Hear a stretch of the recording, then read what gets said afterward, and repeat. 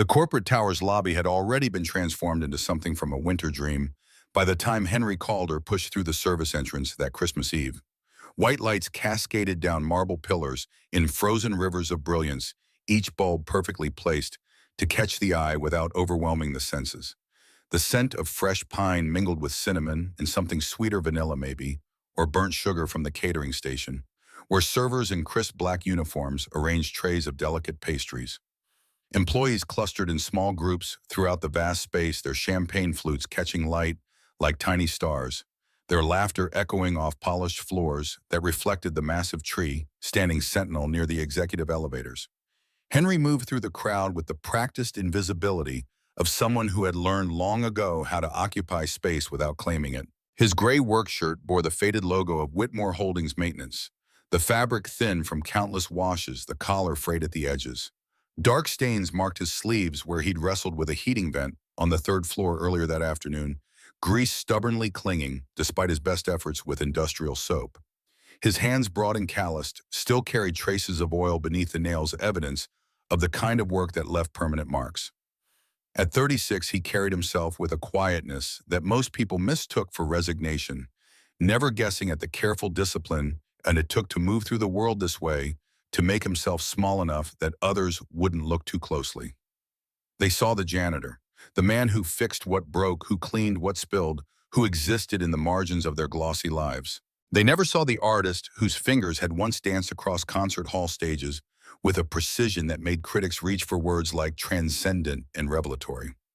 They never saw the name that had appeared in regional papers for 3 brief shining months before the accident tore everything apart. They never saw the ghost of the boy who'd believed music could save him. Audrey clung to his hand with the fierce grip of a 7-year-old navigating unfamiliar territory. Her dark curls, so much like her mother's, had been bounced with each step as she pressed closer to his side. Those brown eyes, wide with wonder, took in everything at once, the chocolate fountain on the dessert table, sending rivers of sweetness cascading over strawberries and marshmallows, the ice sculptures melting slowly in their designated alcoves, the women in dresses that probably cost more than his monthly rent. She wore her best outfit, a navy blue dress with white trim that he'd found at the thrift store 2 weeks ago, carefully mended where the hem had started to unravel. Her shoes were too big, bought with room to grow, but she'd stuffed tissue in the toes and refused to complain. Henry watched her face light up as she spotted the dessert table, and something in his chest tightened in with the particular ache of loving someone so much it became a physical presence in his body. Fierce and protective and edged with guilt that never quite faded, no matter how many extra shifts he picked up or how carefully he budgeted every dollar. He couldn't give her the childhood she deserved, the one with ballet classes and summer camps and toys that weren't secondhand.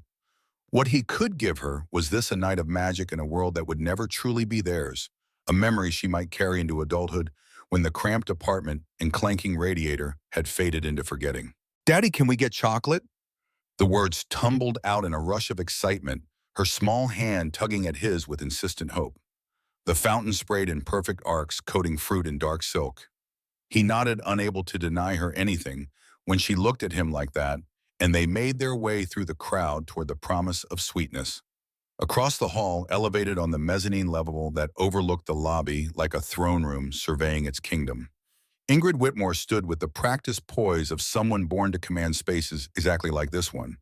At 34, she had transformed her father's struggling real estate firm into an empire that now controlled 40% of the city's waterfront, an achievement that had earned her profiles in business magazines and invitations to speak at conferences where powerful men twice her age hung on her words. Her honey blonde hair fell in soft waves past her shoulders, the kind of effortless elegance that required a team of stylists and products most people couldn't pronounce. The crimson dress she wore demanded attention without apology, a bold V-neck that showcased collarbones sharp enough to cut glass fabric that hugged curves with the confidence of someone who knew exactly what weapons she carried and how to deploy them. But it was her eyes that truly arrested people when they met her gaze. Ice blue and calculating, they seemed to measure every person, every angle, every potential weakness or opening.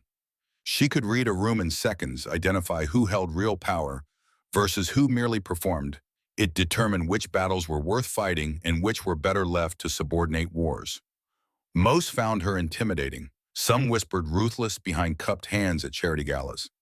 No one, not even her closest advisors, would ever dare call her soft. Yet beneath the armor of designer labels and cutting boardroom reputation, beneath the quarterly reports and acquisition strategies, Ingrid carried a wound that had never fully healed.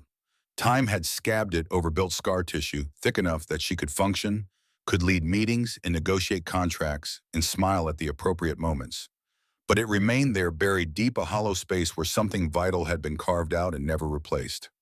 16 years ago, when she was 18 and still believed the world rewarded goodness with happy endings, she had fallen in love with a boy named Leon Merritt. He was a piano prodigy, all wild dark hair and passionate eyes that burned with the kind of intensity that made you forget to breathe when he looked at you. The kind of talent that transcended mere technical skill, that reached into something primal and true and dragged it screaming into the light.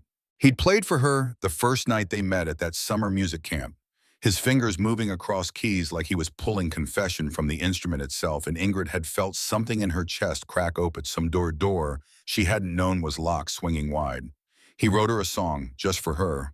He called it Starlit Promise, and he played it for her one night. Under a sky so full of stars, it looked like someone had spilled diamonds across black velvet, the two of them sitting on the dock at the lake while the rest of the camp slept. The melody had started gentle, almost hesitant, before building into something that made her throat tight and her eyes burn. When he finished, his hands still resting on the portable keyboard he'd lugged down to the water's edge, he'd turned to her with a vulnerability that made him look younger than 17. "That's everything I feel but can't say." His voice had been barely above a whisper, almost lost in the sound of water lapping against wooden posts. "Everything I want to promise you, but don't have words for." 3 weeks later, Leon died on a rain-slicked highway when his mother's car hydroplaned and wrapped itself around a telephone pole. The impact had been instantaneous, the police told his parents. He wouldn't have felt anything, as if that mattered, as if the speed of death made the absence less absolute. The song died with him, or so Ingrid had believed for 16 years. She never heard it played again, never sought out recordings, or asked other students from that summer if they remembered Leon's compositions. She forbade herself from listening to music the way she once had, treating it, instead, as background noise at restaurants or elevators, something to fill silence without demanding feeling. Because if she let herself sink into melody the way she had that night on the dock, if she allowed music to reach past her defenses and touch the raw places inside, the grief would swallow her whole. Better to build walls, better to focus on things she could control, profit margins and development deals, and the satisfaction of watching her company's stock price climb. Better to accept her father's choice of husband, a man who spoke her language of returns on investment and strategic partnerships, who would never ask her to feel more than was professionally useful. A child's bright voice cut through Ingrid's careful inventory of the evening's attendees, pulling her attention down to the lobby floor. The little girl with wild curls had somehow wandered away from the maintenance worker and now stood near the dessert table, reaching for a chocolate-covered strawberry positioned just beyond her grasp. She stretched on tiptoes, her small body extending with the absolute determination only children possess, certain that wanting something badly enough could bridge the gap between fingertips and prize. The champagne spill happened too fast to prevent. Some careless guest had set down their glass too close to the edge of the table, and when Audrey's elbow brushed against the stem, liquid sloshed out onto the polished marble in a small, dangerous puddle. Her foot hit the wet spot at the exact wrong angle, physics and bad luck conspiring, and suddenly she was falling, her small body tilting sideways with nothing to catch her. The sound of her knee cracking against marble was small but sharp, the kind of noise that cuts through ambient chatter and makes everyone in a 10-foot radius turn to look. Immediately, Audrey's face crumpled that moment before the pain fully registers when a child's expression shifts from surprise to dawning horror. Blood seeped through her white tights, a dark stain spreading from the tear in the fabric where skin had met unforgiving stone. Henry was across the room in seconds, moving with a speed that belied his careful invisibility. He dropped to his knees beside his daughter, his broad hands gentle as he assessed the damage. From his pocket, he pulled a clean white handkerchief, kind no one carried anymore, except men who'd learned to be prepared for disasters, both small and large. He pressed it to her scraped knee with the practiced efficiency of someone who'd bandaged countless playground injuries, late-night stumbles, the small catastrophes of raising a child alone. His voice when he spoke was low and soothing, carrying a warmth that seemed to wrap around Audrey like a blanket. "Hey, sweetheart, you're okay. I've got you. Just a little scrape. Nothing we can't fix." Audrey's sobs quieted to hiccups as he held her, his broad hand cradling the back of her head, his body creating a shelter from the stares of strangers who'd paused their conversations to witness the small drama unfolding on their marble floor. She buried her face against his shoulder, her small fingers clutching at the cheap fabric of his work shirt, and Henry found himself wishing not for the first time that he could protect her from every hurt, every disappointment, every moment when the world revealed its capacity for casual cruelty. But before he could lift her to carry her somewhere private where he could properly clean the wound, a man's voice sliced through the moment with the precision of a scalpel. "Can you control your child?" Flynn Baker strode over with the kind of aggressive confidence that came from never having to question his right to occupy space. His tailored navy suit fit like it had been constructed specifically for his frame, which it had by a tailor in Manhattan who charged more for alterations than Henry made in a month. Every line was perfect, every detail calculated to project success and authority. His chestnut hair had been styled with product that caught the light just so, and his smile wide and bright and utterly devoid of warmth never quite reached his eyes. He worked in private equity, spoke frequently about optimizing assets, and maximizing shareholder value in a tone that made it clear he viewed most things, including people, as items on a spreadsheet requiring evaluation. He was Ingrid's fiancé, or rather the man her father had chosen for her to marry in 6 weeks. The wedding was already planned, the venue booked, the invitations printed on heavy cardstock that announced the merger of two powerful families with all the romance of a corporate prospectus. Flynn gestured at the small smear of blood on the pristine marble floor, with the kind of theatrical disgust usually reserved for finding vermin in a five-star restaurant. "This is a corporate event, not a daycare. If you can't afford a babysitter, maybe you shouldn't have brought her." The words landed like blows, each one carefully chosen to wound. Henry's jaw tightened, every muscle in his body going rigid with the effort of restraining the anger that surged hot and immediate through his veins. But he kept his voice level, kept his tone respectful, because he'd learned long ago that men like him didn't get to express rage, didn't get to push back against insults from men like Flynn Baker without consequences that rippled far beyond the moment. "She's 7. She slipped. It was an accident." Flynn's eyes raked over Henry's work clothes with undisguised contempt, taking in every stain, every frayed edge, every visible marker of poverty and manual labor. "An accident that wouldn't have happened if you knew your place. Your maintenance. There's a staff entrance for a reason. Maybe next time you'll use it instead of pretending you belong here." Audrey's bottom lip trembled, and something in Henry's chest cracked wider.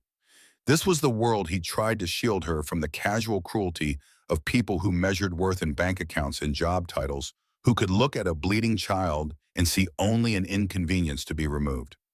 He opened his mouth to respond, words forming that he knew he'd regret but couldn't quite suppress, when another voice cut through the tension. Ingrid Whitmore descended the mezzanine stairs with deliberate grace, each step measured and purposeful, her heels clicking against marble in a rhythm that commanded attention. The conversations around them stuttered and died as people turned to watch, sensing drama of a different magnitude unfolding. When she reached the small tableau, her ice-blue eyes fixed on Flynn with a coldness that could frost windows, and Henry felt the temperature in the immediate vicinity drop several degrees. "You don't have the authority to speak to my employees that way." Her voice came out quiet, barely above conversational volume, but it carried the kind of power that made people lean in to catch every word. The room had gone silent, everyone watching. "Apologize." Flynn's face flushed red, creeping up from his collar to stain his carefully maintained complexion. "Ingrid, I was just apologize." She repeated the word like it was a command to a subordinate, allowing no room for negotiation or excuse. "Now." For a moment, Flynn's expression twisted with something ugly, pride and anger and humiliation warring for dominance. But he must have recognized that this was a battle he couldn't win, not here, not with everyone watching. His lips pressed and into a thin line before he managed a clipped response directed more at the floor than at Henry or Audrey. "Sorry." The word carried all the sincerity of a hostage reading from a script, but Ingrid seemed to accept it as sufficient. She turned to Henry then, and for just a moment, her expression softened in a way that transformed her face completely. The Ice Queen melted just enough to reveal something human underneath, something that recognized the protective fury barely restrained in his shoulders, the careful way he held his daughter, like she was made of glass. Take care of your daughter. Her tone had shifted to something gentle, almost tender. The first aid kit is in the executive lounge. 5th floor. Take the private elevator. She gestured toward the brass doors behind her personal desk area access that was normally restricted to C-suite executives and their invited guests. Henry knotted his throat too tight for words of gratitude that would have felt inadequate anyway. He stood carefully cradling Audrey against his chest, her arms wrapping around his neck as he carried her toward the indicated elevator. She felt impossibly light in his arms, his little girl who was growing too fast, who deserved so much more than secondhand dresses and chocolate fountain treats at her father's work party. The executive lounge was nothing like the break room where Henry normally ate his lunch. Soft leather couches faced floor-to-ceiling windows that offered a view of the city spreading out below, like a carpet of lights. A fully stocked kitchen occupied one corner, all stainless steel and granite surfaces. The first aid kit, when he found it in a cabinet marked with a red cross, was comprehensive enough to stock a small clinic. He worked quickly but gently, cleaning the scrape with antiseptic wipes that made Audrey hiss and bury her face against his shoulder again. It's okay, baby. Almost done. You're being so brave. The adhesive bandage he applied featured cartoon characters she was probably too old to appreciate, but she studied them seriously while he worked, her tears finally stopping. An executive assistant appeared after a few minutes, a kind-faced woman in her 50s who introduced herself as Patricia and said Ms. Whitmore had sent her to check on them. She returned moments later with hot chocolate in a proper mug, not the paper cups from the lobby station topped with real whipped cream and a candy cane for stirring.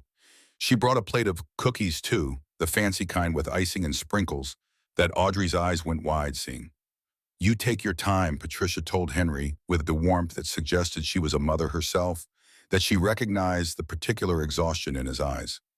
There's no rush. The party will go on for hours. By the time they returned to the lobby an hour later, Audrey's spirits had been restored by sugar and kindness.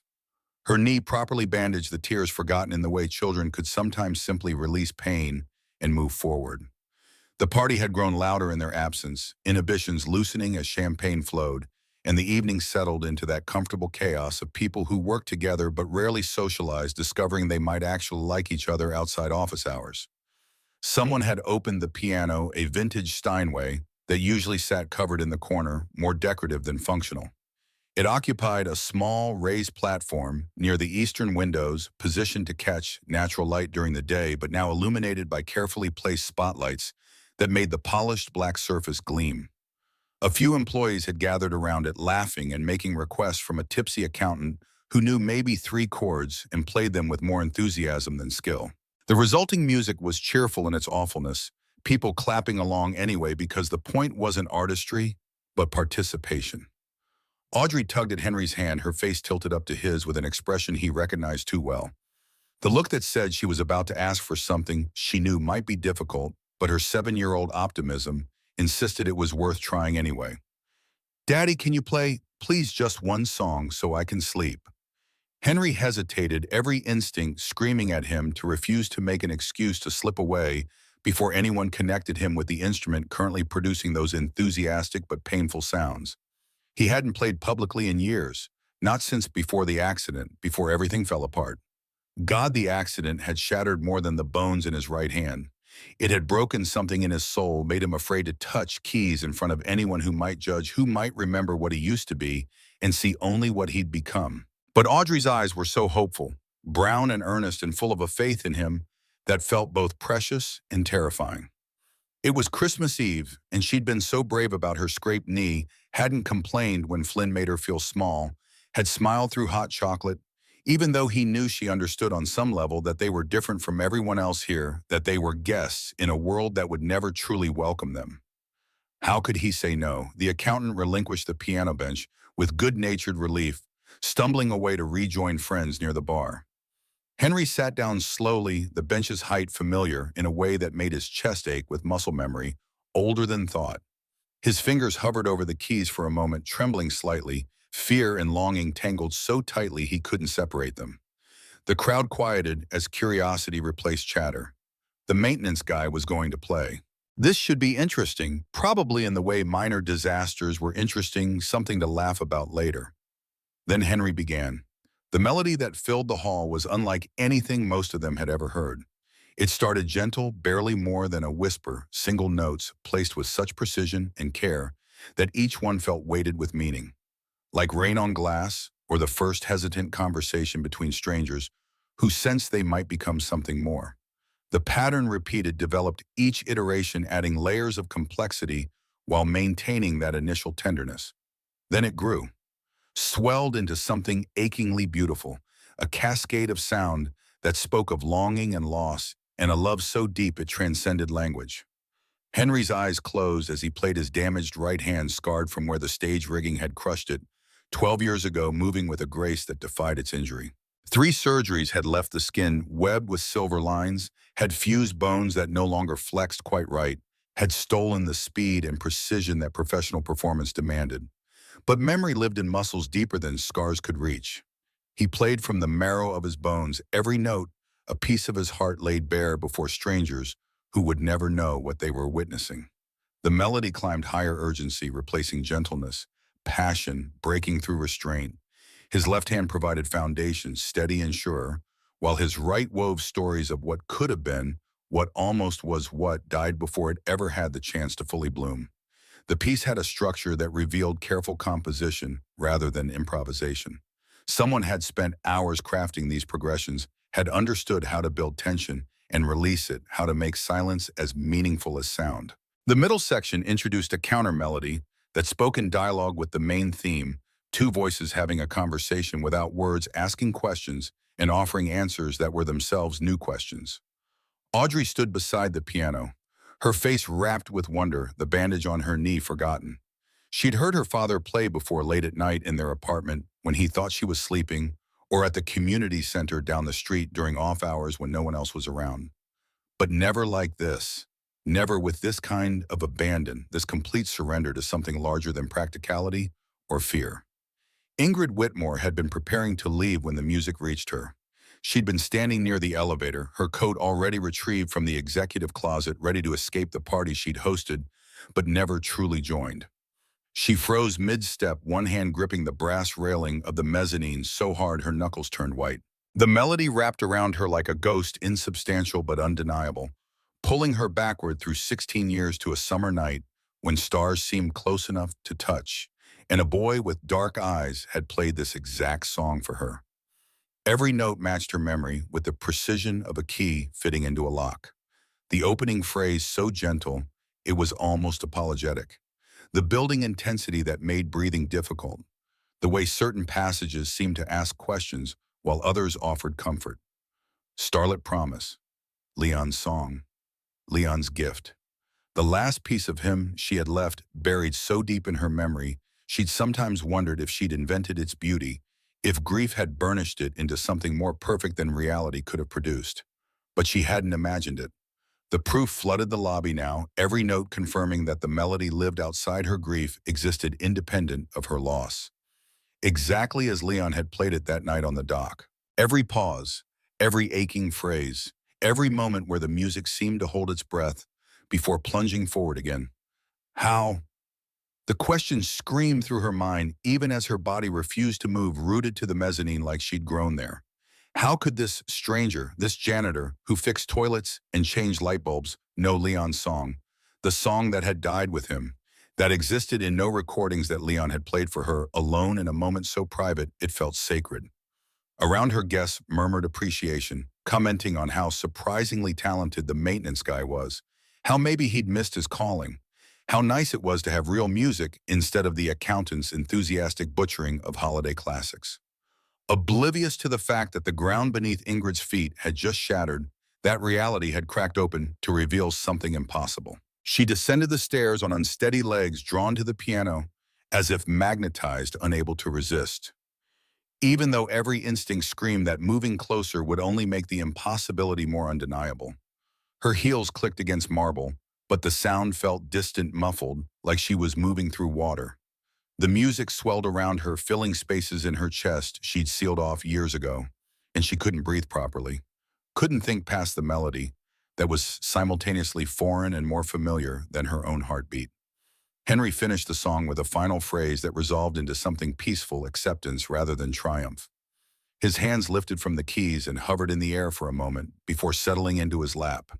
He opened his eyes to find the CEO standing 3 feet away, her face pale as moonlight, those ice-blue eyes swimming with unshed tears that threatened to spill over.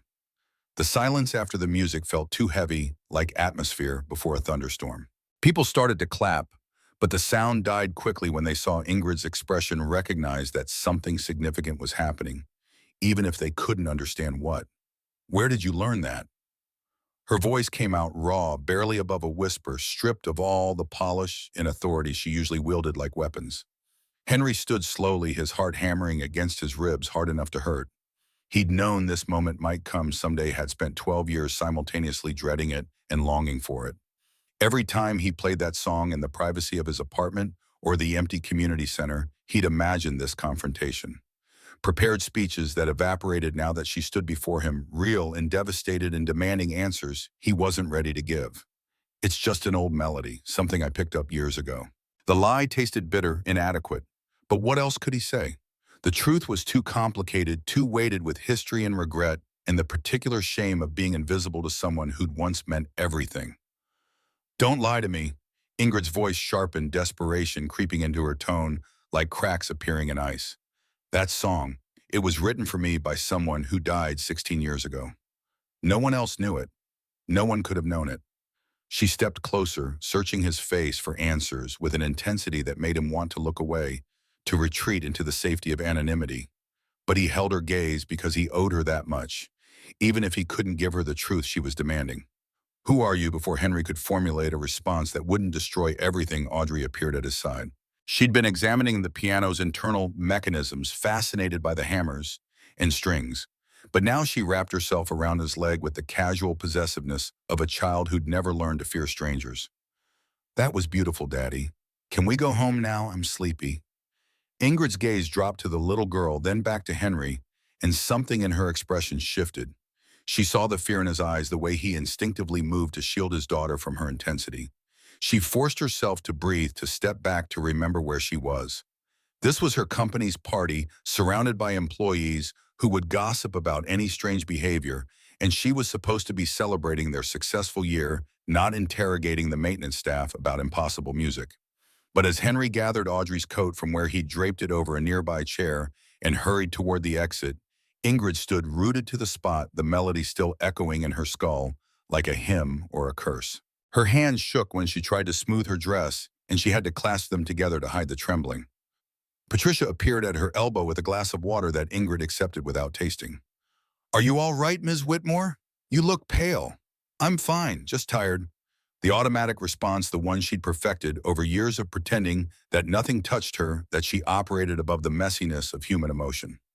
"Tell Flynn I had to leave early. Emergency with the Anderson contract." She left through the executive exit before anyone else could approach her, before she had to maintain the facade for another second. Her driver waited with the car, and she slid into the back seat with the relief of someone escaping a crime scene. "Home." Her voice sounded hollow even to her own ears. The penthouse was exactly as she'd left it that morning.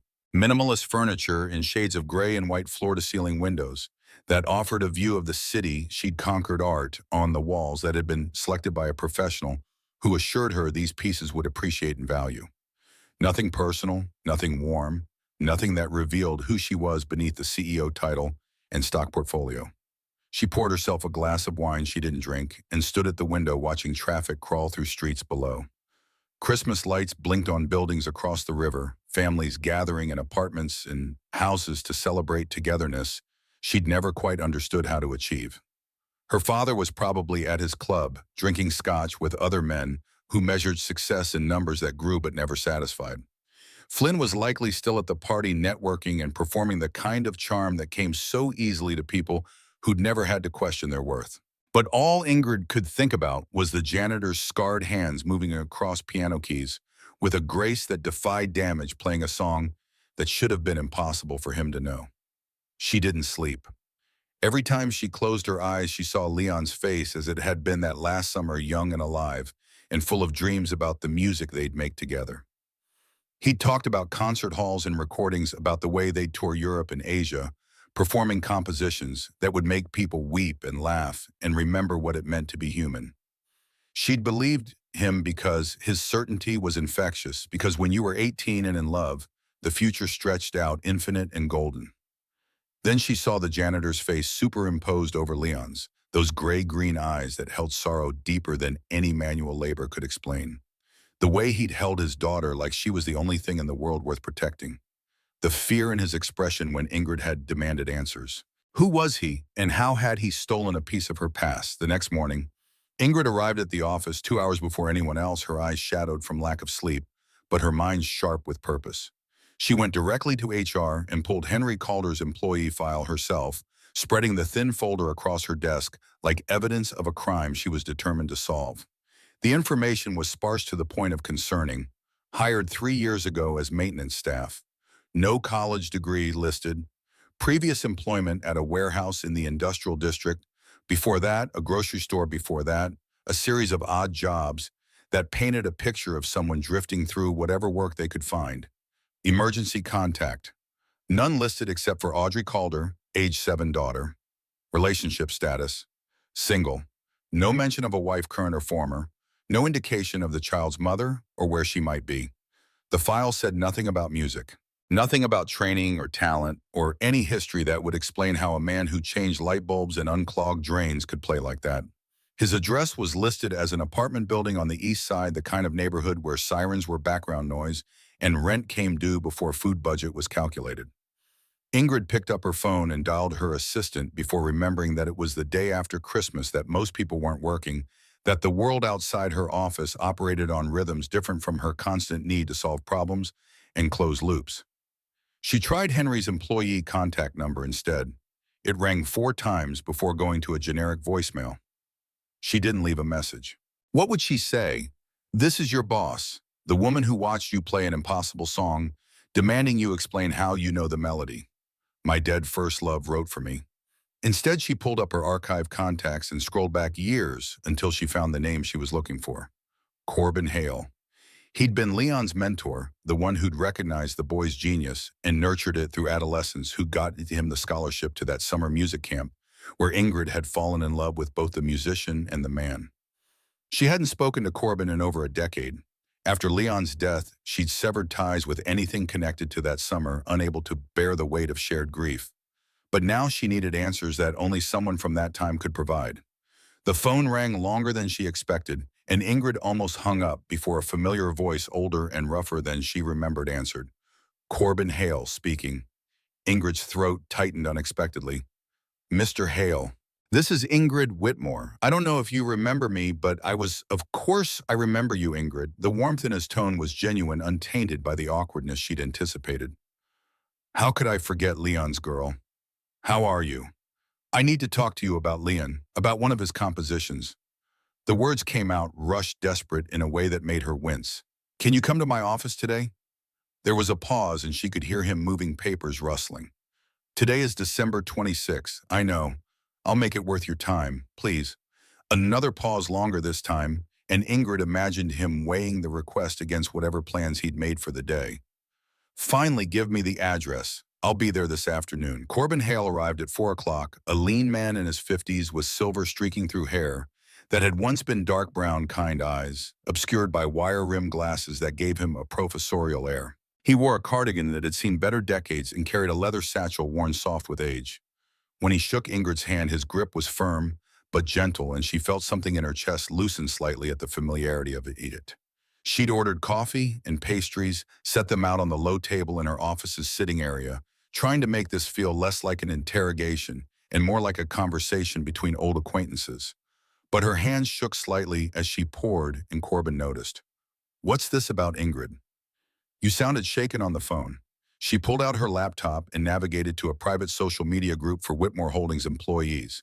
Someone had posted a video from the party last night, just a phone recording, but the audio was clear enough. She turned the screen toward Corbin and pressed play. Henry's playing filled her office tinny through laptop speakers, but still unmistakably the same melody that had haunted her through a sleepless night.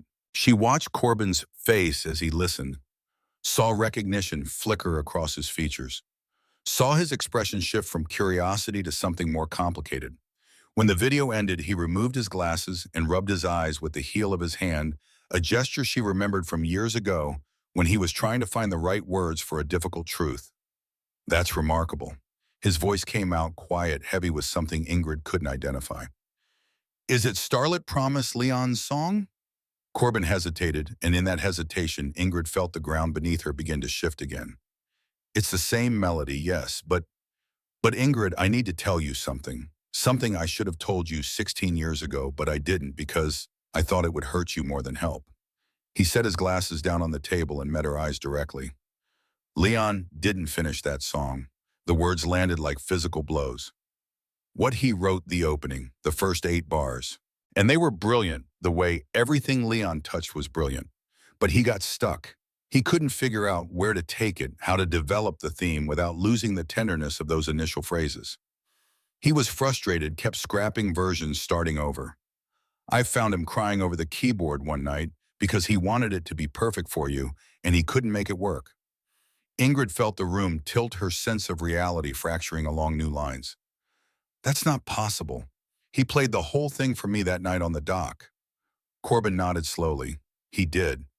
But he didn't write all of it. There was another student at camp that summer. Quiet kid, talented but overlooked. Leon asked him for help. The air in the office felt too thin, like altitude had suddenly increased and her lungs couldn't adjust. The other student took Leon's opening and completed it, turned those 8 bars into something extraordinary. The version you heard that night, the version that's playing in this video, that was a collaboration. But Leon presented it as his own composition because he was 17 and in love and wanted to give you something special. Who? Ingrid's voice came out strangled. Who was the other student? Corbin spread his hands in a gesture of helplessness. I don't remember his name. It's been so long, and he wasn't one of the standout students. He didn't fight for credit when Leon took it. When the accident happened, when Leon died, the boy just disappeared. I tried to find him afterward, thought maybe he'd want to know that Leon's last composition was being remembered.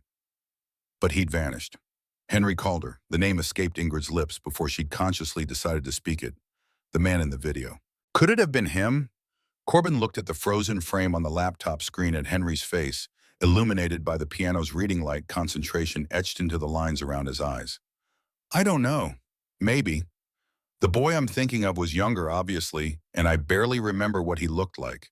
He was one of those students who seemed to fade into the background, who showed up for classes but never drew attention to himself.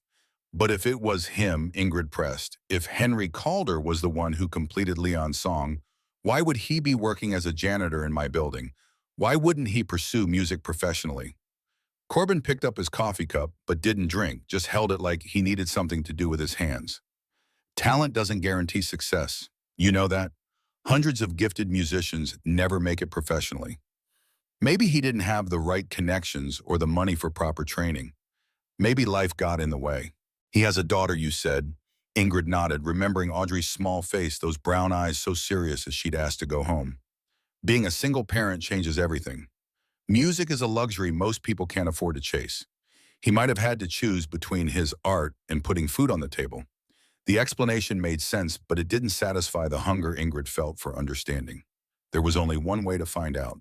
Ask him. But asking Henry proved more difficult than Ingrid had anticipated. She called his number again that evening, and the next day leaving messages that grew progressively more desperate. This is Ingrid Whitmore. I need to speak with you about the song you played. Please call me back. It's important. He didn't show up for his next shift. The schedule posted in the maintenance office showed him working the day after Christmas and the following 2 days, but each morning his time card remained unpunched. His supervisor, a weathered man named Martinez who'd worked maintenance for 20 years, shrugged when Ingrid inquired. Calder called in sick, said he and his daughter both caught something. Probably from the party. Did he say when he'd be back? Martinez consulted his clipboard. No firm date. He's got sick days saved up, so it's all legitimate. I need his home address. Martinez's expression shifted to something guarded. With respect, Ms. Whitmore, I can't just give out employee personal information. Privacy policy. Ingrid could have pulled rank, could have demanded the information, and threatened his job if he didn't comply. But she recognized the protectiveness in Martinez's stance, the way he'd positioned himself between her authority and one of his workers.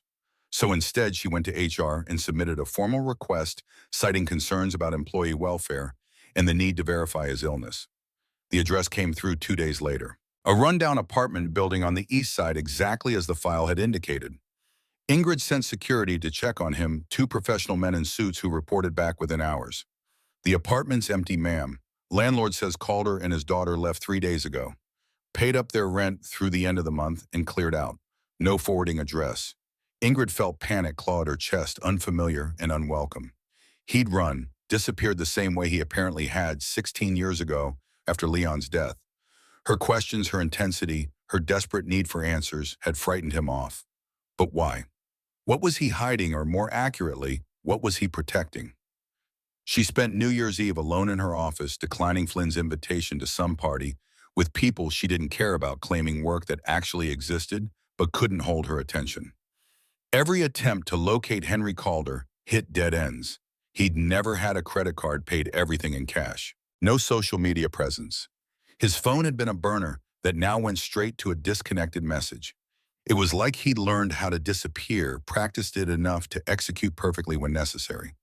The answer came 2 weeks later, on a night when snow fell thick and heavy, blanketing the city in white silence that muffled traffic and made everything feel suspended outside normal time. Ingrid had been working late again, trying to distract herself from the gnawing emptiness that Leon's song, Henry's song, had reopened inside her. The Anderson contract spread across her desk, dense legal language that usually engaged her mind, but now felt like foreign text she couldn't parse. She was about to call her driver when she heard it. Piano music drifting up from the lobby, faint but unmistakable. The melody she'd been hearing in her sleep for 2 weeks, haunting and beautiful and impossible.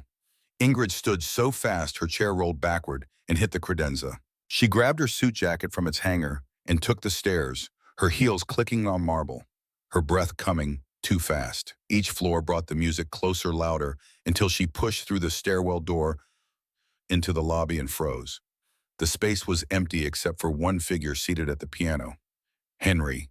His back was to her shoulders, hunched as if bearing an invisible weight that had grown too heavy over the past 2 weeks of running. He played Starlit Promise again, but this time it sounded different. Sadder. More resigned. Like a confession rather than a gift. Ingrid crossed the lobby slowly, giving him time to sense her presence to stop playing if he wanted to retreat again. But he continued through to the end of the piece, his damaged right hand navigating passages that should have been impossible for someone with his injury. When the final notes faded, she spoke, her voice carrying through the empty space. You came back. Henry's hands stilled on the keys. He didn't turn around, and Ingrid stopped several feet away, afraid that moving too close would spook him into running again. I shouldn't have. His voice was rough, like he hadn't used it much in 2 weeks. But Audrey asked me why we left. Why we had to move to that terrible motel with the broken heater and the smell, and I couldn't give her a good answer. Couldn't explain that I was running from questions I didn't know how to answer. He paused, his fingers ghosting over keys without producing sound. She liked it here. Liked the cookies that nice lady gave her. Liked watching the lights. She asked if she did something wrong, if that's why we had to leave. Something in Ingrid's chest cracked at the image of the little girl with wild curls, thinking she'd caused their displacement. I'm sorry, I didn't mean to frighten you, I know. Henry's shoulders rose and fell with a breath that looked painful. I owe you the truth, even if you hate me for it. I could never hate you for playing beautifully. Ingrid moved closer, drawn by the same magnetic pull she'd felt at the Christmas party. But I need to understand that song, Starlit Promise. Leon Merritt was supposed to have written it for me before he died, but Corbin told me Leon didn't finish it. That someone else did. She stopped directly behind the piano bench, now close enough to see the silver threaded through Henry's light brown hair, the fine lines around his eyes that spoke of too many sleepless nights and too much worry. Close enough to see the scars webbing across his right hand where it rested on the keys. Was it you? Henry finally turned to face her. Up close, the impact of his eyes was even stronger. Gray-green and achingly honest, holding hers without flinching, even though she could see the fear lurking beneath his steady gaze. Yes, the word came out simple, unadorned. It was me. Ingrid's knees nearly buckled. She gripped the edge of the piano to steady herself, the polished wood cool and solid under her fingers. The lobby spun slightly, reality rearranging itself around this new truth. Why? Her voice came out strangled. Why would you do that? Why would you let him take credit because he loved you?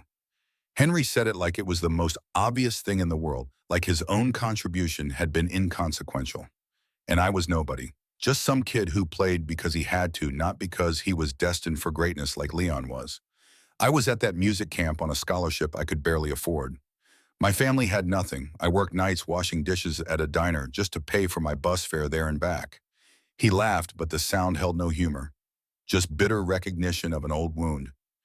And then I saw you. Ingrid's throat tightened as she waited for him to continue, barely breathing. You probably don't remember. Why would you? I was invisible. But I watched you laugh with Leon. Watch the way your eyes lit up when he played, like he was creating something just for you. Like the music was a language only the two of you spoke. And I thought that's what love looks like. That's what it means to matter to someone. He met her eyes again, and Ingrid saw in them the ghost of that 18-year-old boy, lonely and talented, and convinced he wasn't enough. I wanted to give you something.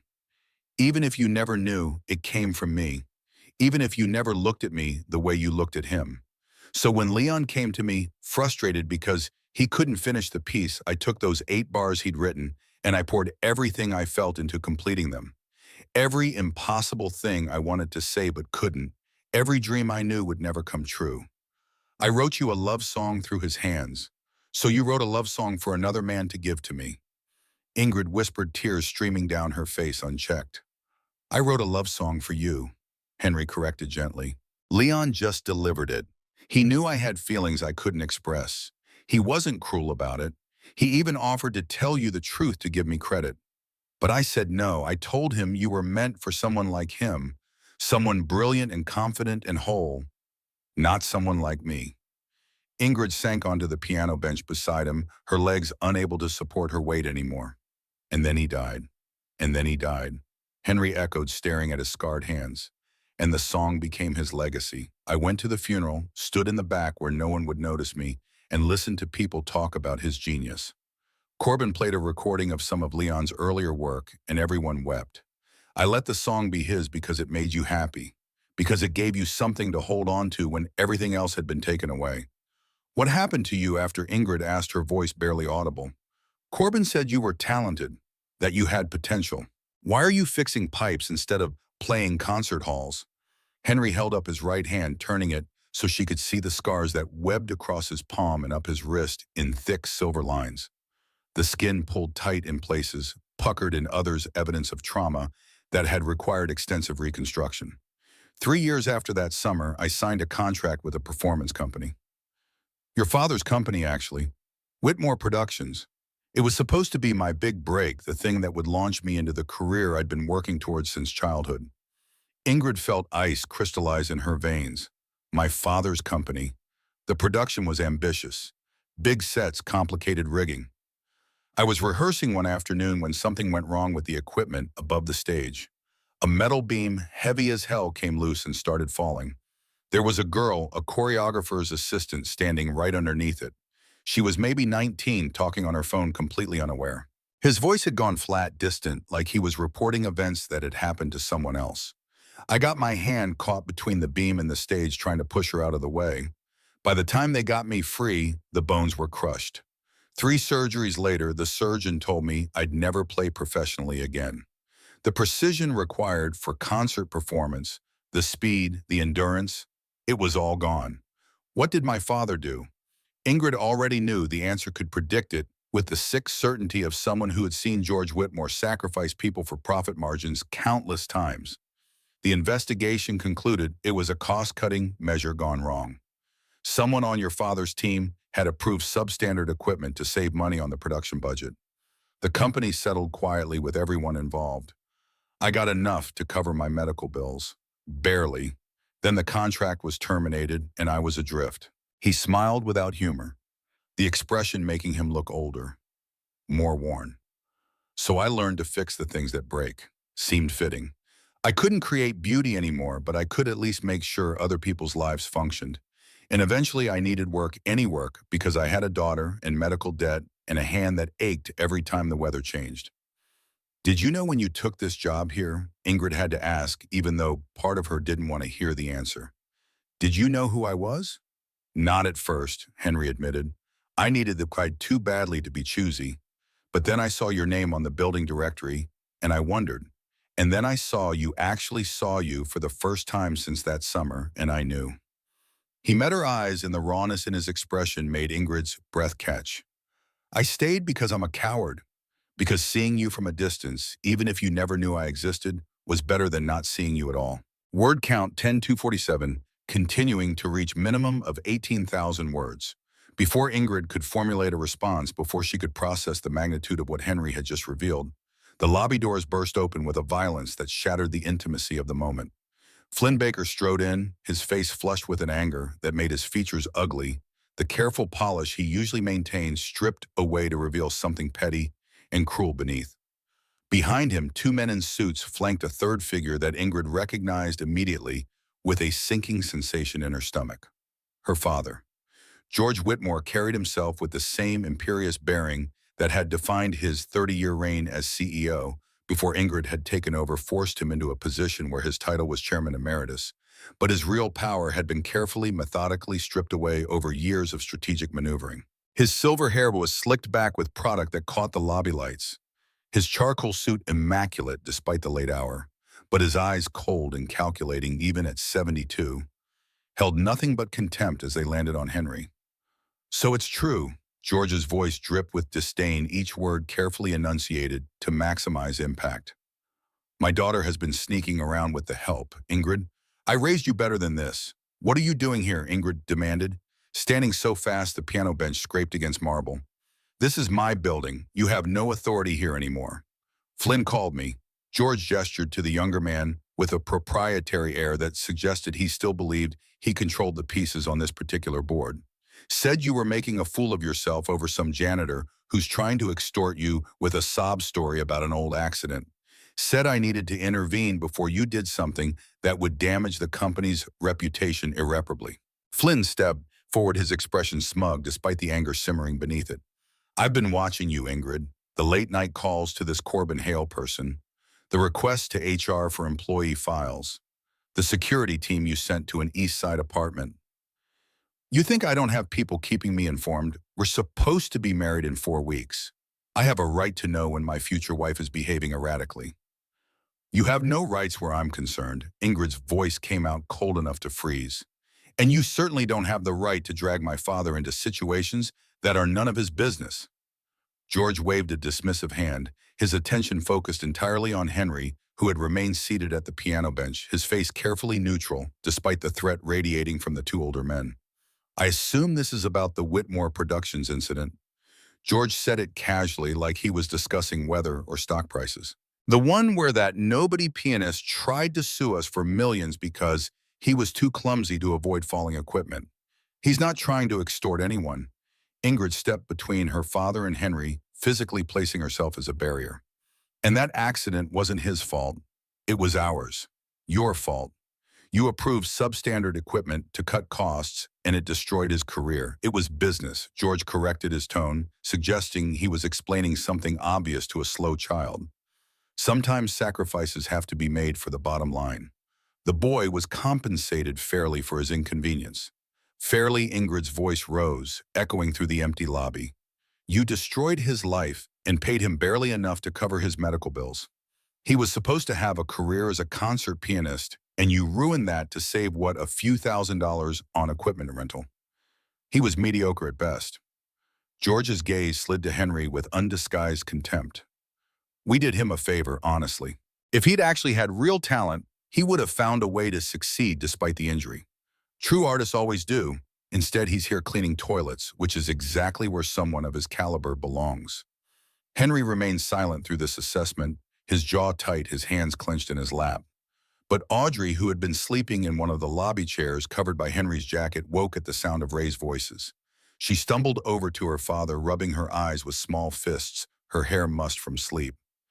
"Daddy, what's happening? Why is everyone yelling?" Flynn sneered at the sight of the child, his lip curling. "This is exactly the problem. You're so busy playing house with this man and his brat that you've forgotten what's at stake here, Ingrid. Our wedding is in 4 weeks.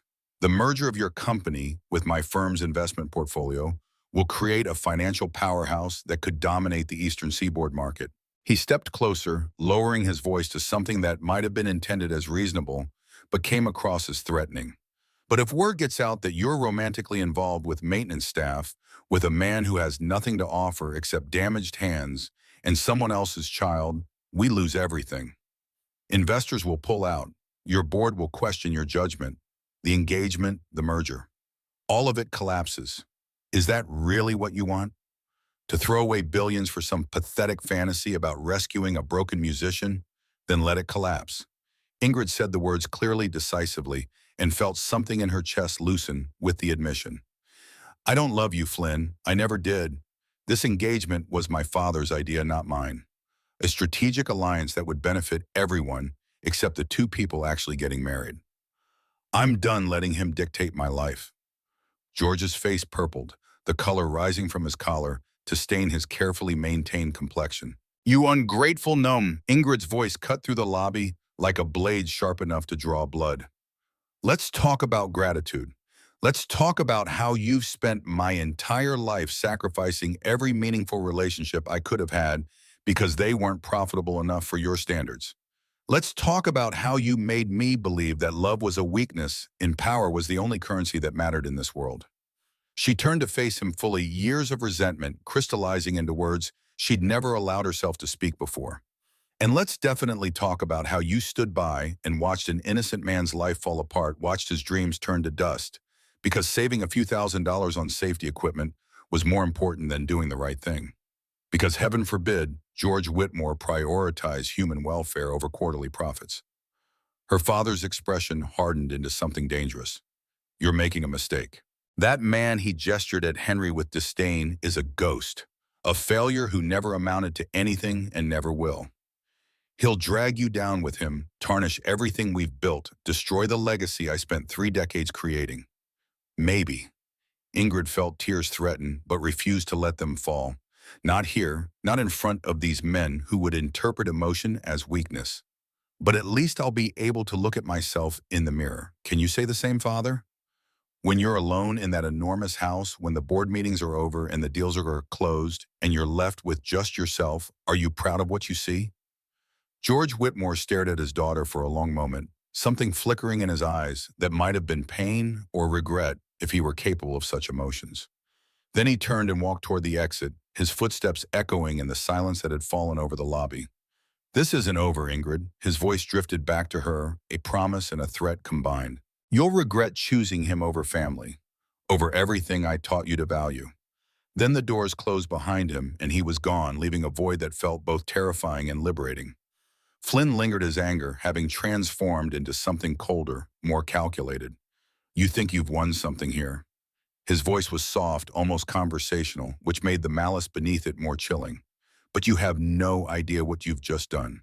I have documentation of financial irregularities in some of your recent acquisitions.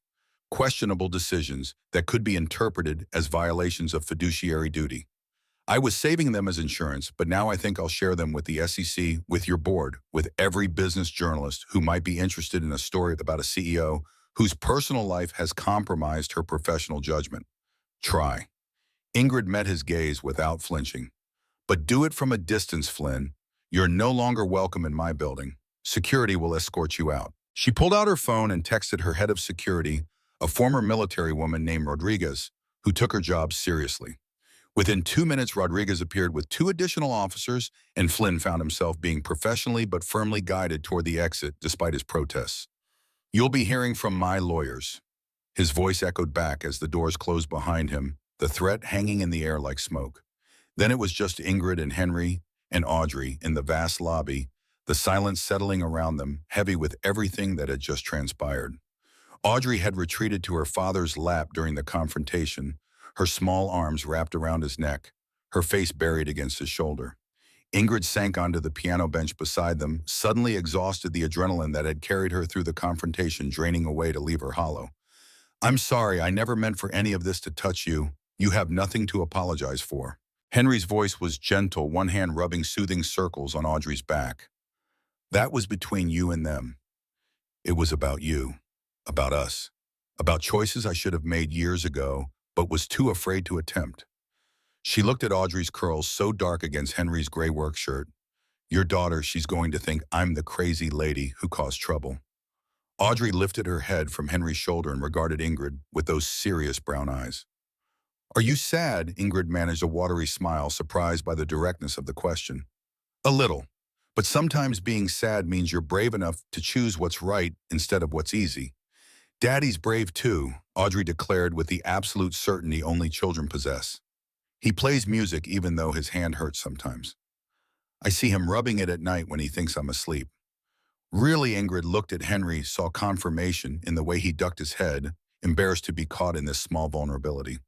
"It aches," he admitted quietly, "especially when it's cold or when I've been working with my hands all day. But playing helps sometimes, reminds me that even damaged things can still make beauty." Ingrid reached out slowly, giving him time to pull away, and took his scarred right hand in both of hers. The skin felt different under her fingers, the texture changed by trauma and surgery, but warmth still radiated from his palm. She traced one of the silver lines, gently following it from his wrist to his knuckles. "Play it again," she whispered. "Please, I need to hear it now, knowing the truth, knowing that you wrote it, that every note came from you." Henry hesitated, then shifted Audrey, so she sat beside him on the bench instead of in his lap. The little girl's eyes went wide with delight at being included, at being part of the music instead of just an audience. "Can you play this part?" Henry showed her a simple sequence of notes in the lower register, the foundation of the melody. Audrey's small fingers fumbled at first, striking keys too hard and then too soft, but Henry coached her patiently until she found the rhythm. "Just like that. Keep it steady. I'll add the rest." Then he began to play, his scarred right hand moving with hard-won grace while Audrey provided the heartbeat beneath. The melody rose through the empty lobby, no longer a ghost of the past, but something present and alive, transformed by this new context into a bridge between what was and what might be. Ingrid listened with her eyes closed, and this time, when tears came, she let them fall unchecked. Because now she heard different things in the music. Not Leon's confident passion, but Henry's quiet devotion. Not the promise of a boy certain he'd live forever, but the hope of a man who'd learned that survival itself required courage. The piece had new meaning now, layers she'd never noticed before. The way certain passages seemed to ask questions without demanding answers. The gentleness that never quite gave way to triumph. The resolution that felt like acceptance rather than victory. When the music ended, Audrey beamed with pride at her contribution, and Henry smiled at her with such open affection that Ingrid felt something crack wider in her chest. This was what love looked like when it wasn't performed for audiences or calculated for advantage. Simple and complicated all at once, messy and necessary and real. "I need to tell you something," Ingrid said, her voice steadier now. "If I asked you to give me a chance to let me know you properly, instead of from a distance, would you be brave enough to say yes?" She took a breath, forcing herself to continue. "Even though I come with all this baggage, even though my father will fight us every step of the way, will try to destroy you just to prove he can. Even though the world will call you a gold digger and me a fool. Even though Flynn will make good on his threats and try to tear down everything I've built, would you still be willing to try?" Henry's gray-green eyes searched hers, and she saw fear there, uncertainty, the accumulated weight of years spent believing he wasn't enough. But beneath that, something else. Something that looked like hope trying to take root despite hostile soil. "I wrote you a love song 16 years ago." His voice was quiet but steady. "I think I can manage a little courage now." Ingrid laughed, the sound breaking through tears, unexpected and genuine. "Good. Because I'm terrified and I could use someone who knows what it's like to start over from nothing." Audrey yawned hugely, interrupting the moment with the perfect timing of exhausted children everywhere. "Can we go home now? I'm really sleepy and my bed is in that place with the broken heater." Henry winced. We're staying at a motel temporarily while I look for a new apartment. The last place I couldn't risk the landlord giving out information about where we'd gone. Come stay at my place. The words were out of Ingrid's mouth before she'd fully thought them through, but once spoken, she didn't want to take them back. I have guest rooms that never get used. It's ridiculous, actually, how much space I have for one person. You and Audrey should stay there at least until you find something permanent. I can't accept. Yes, you can. Ingrid interrupted gently. You can because I'm asking not as your boss, but as someone who wants to know you. As someone who spent 16 years carrying a piece of you without knowing it, and now that I know the truth, I'm not ready to let you disappear again. She stood and held out her hand to Audrey. What do you say? Want to see a penthouse with windows that look out over the whole city? Audrey's eyes lit up despite her exhaustion, and she slipped her small hand into Ingrid's, with a trust that made Ingrid's throat tight. Will there be hot chocolate? I'll make you the best hot chocolate you've ever had. Ingrid promised and found she meant it with an intensity that surprised her. The weeks that followed were not easy, but they were real in a way Ingrid's life hadn't been for years. Flynn made good on his threats, leaking carefully edited financial documents to business journalists who ran stories questioning her judgment and leadership. The headlines were brutal CEO's romantic entanglement with maintenance worker raises questions about decision-making.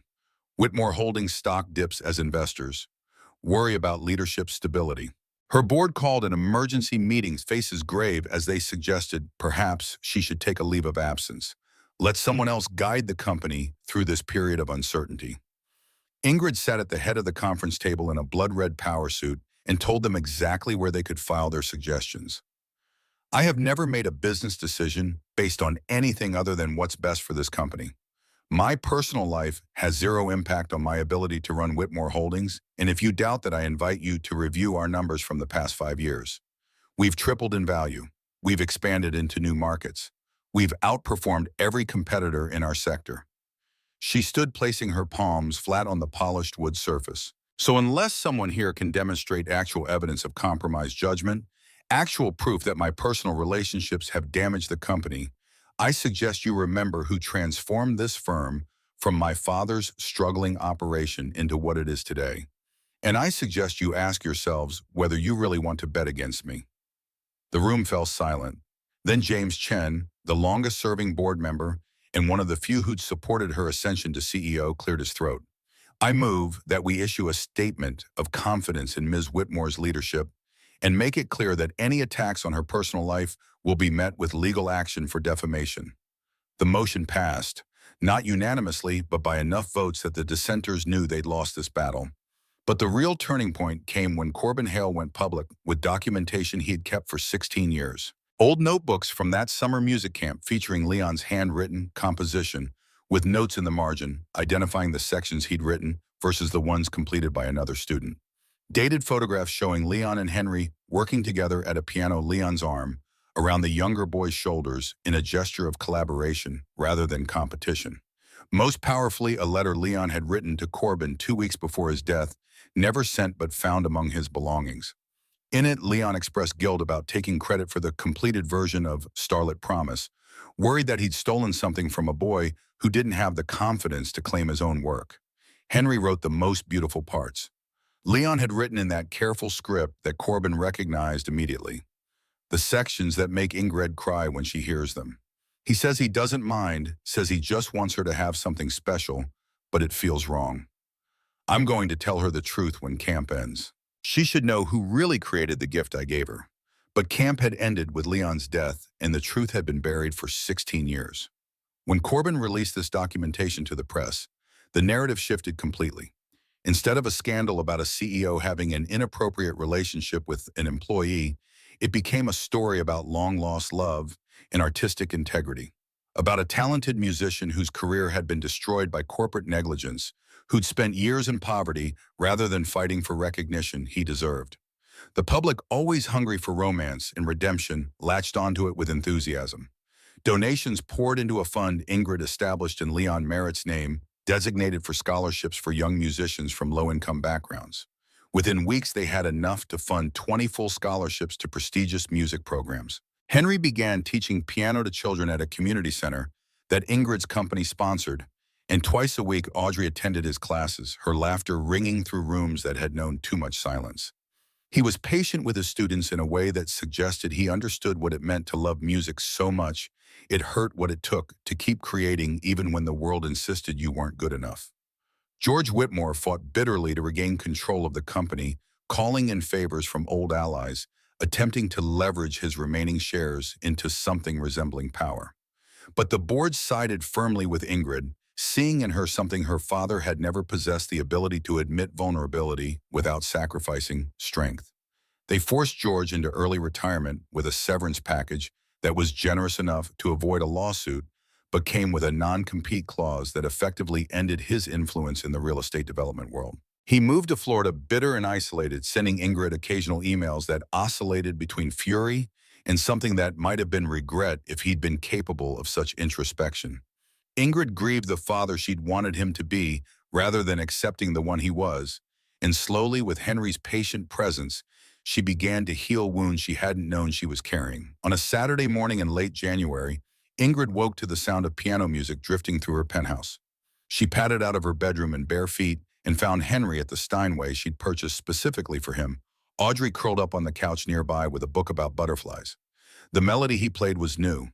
Nothing she recognized, but it carried echoes of starlit promise in its DNA. Gentler, though more contemplative, like someone working through questions rather than making grand declarations. "What's this?" She settled on the bench beside him, close enough that their shoulders touched. "Something I've been working on." Henry's fingers continued moving through phrases, testing different resolutions. "I thought maybe it was time to write something that's completely mine. Not finishing someone else's work, but creating from the beginning." "It's beautiful." Ingrid rested her head against his shoulder, breathing in the scent of coffee and soap and something uniquely him. "What will you call it?" Henry played a few more bars before answering. "Second movement, because every great piece of music has more than one part. And this is just the beginning." Ingrid lifted her head to look at him, seeing in his profile the boy who'd loved her from a distance and the man who'd learned to make beauty from brokenness.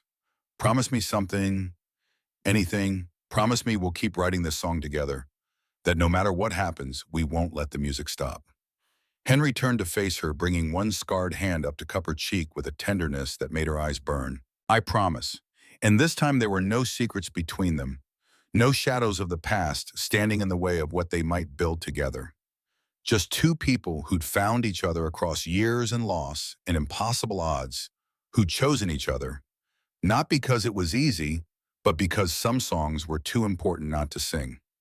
Outside the city hummed its morning symphony, traffic and construction sirens and the rush of wind between buildings. But inside the penthouse, in the golden morning light streaming through floor-to-ceiling windows, there was only music. The kind that heals, the kind that saves, the kind that proves even the most broken things can be made beautiful again if someone brave enough is willing to try. Audrey looked up from her book and announced she was hungry. Could they make pancakes, the kind with chocolate chips that Ingrid had made last weekend? Henry laughed and stood, offering his hand to Ingrid, who took it without hesitation. They moved into the kitchen together, Audrey chattering about the butterfly life cycle while Henry found the mixing bowl and Ingrid retrieved ingredients from the refrigerator. It was domestic and ordinary, and exactly what Ingrid had been missing without knowing she needed it. This was what her father had never understood, what Flynn had been incapable of recognizing. That power without connection was just isolation wearing expensive clothes. That success measured only in profit margins left you rich, but starving. As Henry flipped pancakes while Audrey carefully counted chocolate chips to add to the batter, Ingrid felt something settle in her chest that had been restless for 16 years. Not the dramatic resolution of a fairy tale, but something better, the quiet certainty that she'd finally found her way home. The first crisis came 3 weeks after Henry and Audrey moved into the penthouse, arriving in the form of a court summons delivered by a process server who waited patiently in the lobby until Henry descended for his morning shift. Ingrid had insisted he didn't need to work maintenance anymore, had offered him a position as the company's cultural liaison, or some other invented title that would pay better and carry less stigma, but Henry had refused. "I need to earn my place." He'd told her over coffee one morning, Audrey still asleep in the guest room, that had become hers. "If I let you just give me things, everyone will say they were right about me, that I'm using you." The summons alleged that Henry Calder was an unfit parent that his unstable living situation and questionable judgment in pursuing a romantic relationship with his employer demonstrated a pattern of behavior inconsistent with proper child rearing. The petition filed by an entity calling itself the Concerned Citizens for Child Welfare requested an immediate investigation by Child Protective Services and potential temporary removal of Audrey Calder pending a full evaluation of the home environment. Henry's hands shook as he read the document, the legal language swimming before his eyes. Ingrid found him in the lobby 20 minutes later, still standing in the same spot, the papers clutched so tightly they'd begun to crumple. "Let me see." She took the summons gently, her eyes scanning the text with the practiced efficiency of someone who'd reviewed thousands of contracts and legal filings. Her jaw tightened as she reached the signature page. Flynn. This is Flynn's work, even if he's hidden behind this fake organization. "How can he do this?" Henry's voice came out strangled. "Audrey, she's everything to me. They can't just take her." "They won't." Ingrid pulled out her phone, already dialing. "I'm calling Rebecca Torres, the best family law attorney in the state. She owes me a favor from when I helped her sister with a zoning issue. But what if they do? What if some investigator comes and sees that I'm living in my boss's penthouse, that I don't have a real apartment of my own, that I let my daughter get hurt at a work party? What if they decide I'm not good enough?" Ingrid grabbed his shoulders, forcing him to meet her eyes. "Listen to me, you are an incredible father. Audrey is healthy, happy, loved, and thriving. Any investigator who spends 5 minutes with you both will see that. This is intimidation, nothing more. Flynn is trying to scare us into backing down." But the fear in Henry's eyes didn't diminish, and Ingrid realized with a sinking sensation that this wound went deeper than Flynn's current attack. This was the accumulated weight of years spent believing he wasn't enough, that anything good in his life could be snatched away at any moment. Rebecca Torres arrived at the penthouse that evening, a sharp-eyed woman in her 40s with silver streaking through dark hair pulled back in a severe bun. She spent 2 hours interviewing Henry and Audrey, separately reviewing the summons and making notes in a leather portfolio that never left her side. When she finished, she accepted Ingrid's offer of coffee and delivered her assessment with the bluntness Ingrid had always appreciated. "This is a nuisance suit designed to harass and intimidate.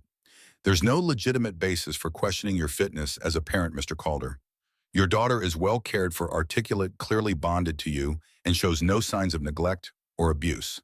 The living situation is actually better than what most single parents can provide." "Then why file it?"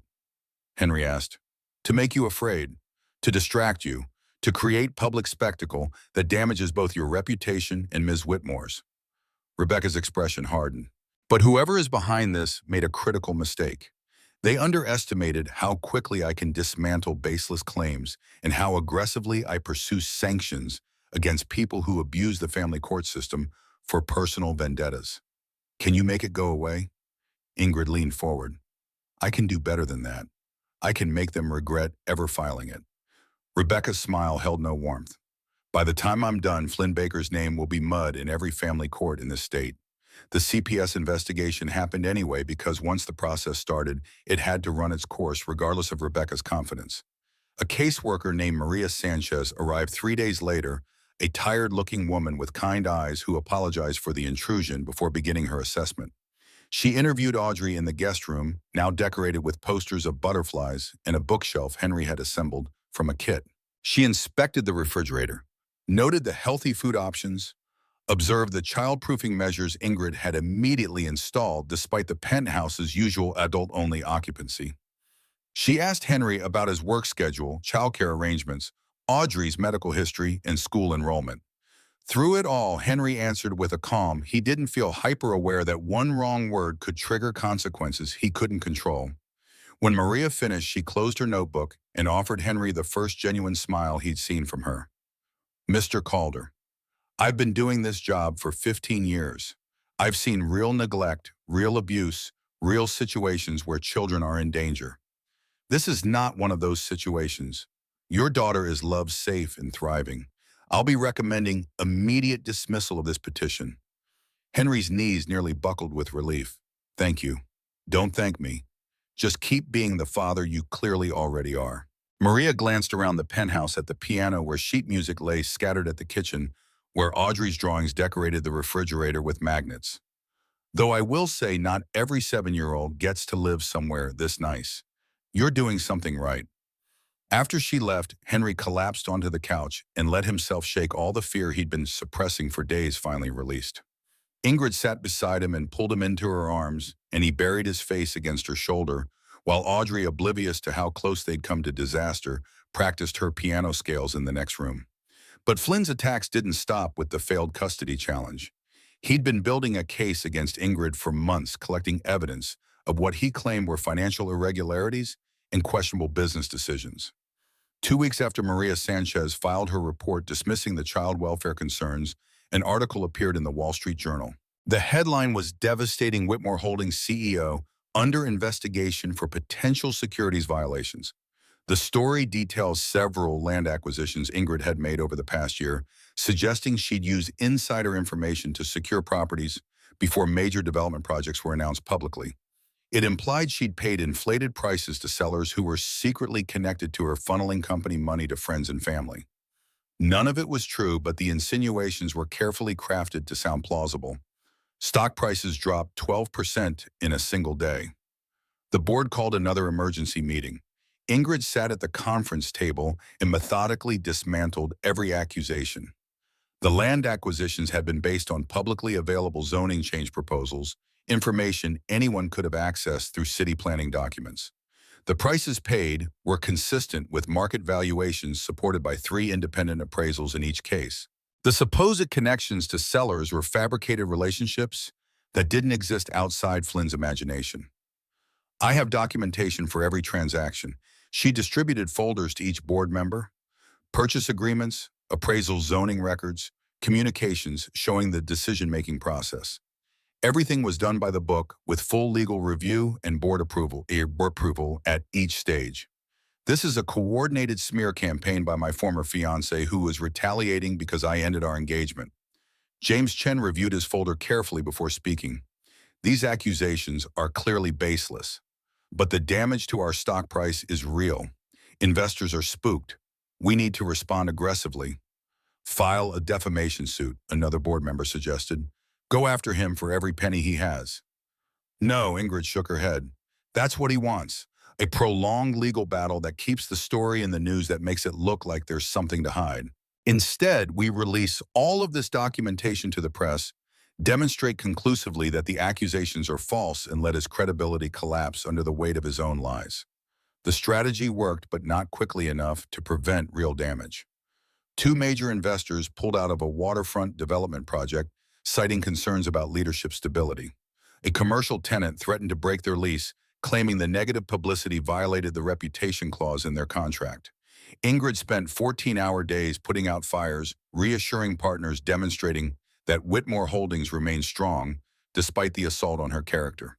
Through it all, Henry struggled with his own role in the chaos. He'd returned to his maintenance position despite Ingrid's protests, insisting he needed the normalcy of work he understood. But now every employee knew who he was, knew the story of the janitor dating the CEO, and their reactions ranged from supportive curiosity to barely concealed contempt. Someone spray-painted "Gold Digger" on his locker. Anonymous notes appeared in his work area, some crude and sexual, others threatening. Martinez, his supervisor, tried to shield him from the worst of it, but there was only so much he could do. The breaking point came when Henry was called to fix a plumbing issue in the executive suite and found himself face-to-face with 3 junior executives who'd clearly been drinking during their lunch break. One of them, a cocky kid fresh from business school, decided this was an opportunity for entertainment. "So you're the famous Henry Calder?" The kid's voice dripped with mockery. "The guy who's screwing his way to the top. Must be nice, huh? Trade in your mop for a penthouse?" Henry kept his expression neutral, focused on the leaking pipe under the sink. "I'm just here to fix the plumbing." "That's not all you're fixing, though, is it?" Another executive chimed in. "Heard you're pretty good with your hands. Too bad about the scars, though." "Does Ingrid mind? Does she close her eyes and pretend you're someone else?" Henry's jaw tightened, but he continued working, refusing to give them the reaction they wanted. "My theory?" The first kid leaned against the counter, deliberately invading Henry's space. "You knocked her up, right? Kid looks about the right age. That's why she's keeping you around. Can't have the CEO's baby daddy cleaning toilets. Audrey isn't Ingrid's daughter." Henry's voice came out flat, dangerous in its control. "And you need to stop talking. Or what? You'll play sad piano at me. The kid laughed, encouraged by his colleagues snickering. Face it, man. You're a charity case. A broken musician she's keeping as a pet project. How long do you think it'll last once she gets bored? Henry stood slowly, the wrench in his hand suddenly feeling very heavy. His damaged right hand ached where he gripped it too tightly, his scars pulling against skin. For a moment, he imagined what it would feel like to swing, to watch the smug expression crumple into fear, to make them understand that broken things could still break others. But Audrey's face flashed in his mind, the way she'd looked at him with such trust when the CPS investigator had asked if her daddy ever got angry. The answer had been no, because Henry had learned long ago that men like him didn't get second chances if they lost control. He set down the wrench carefully and gathered his tools. The pipe's fixed. Try not to break it again.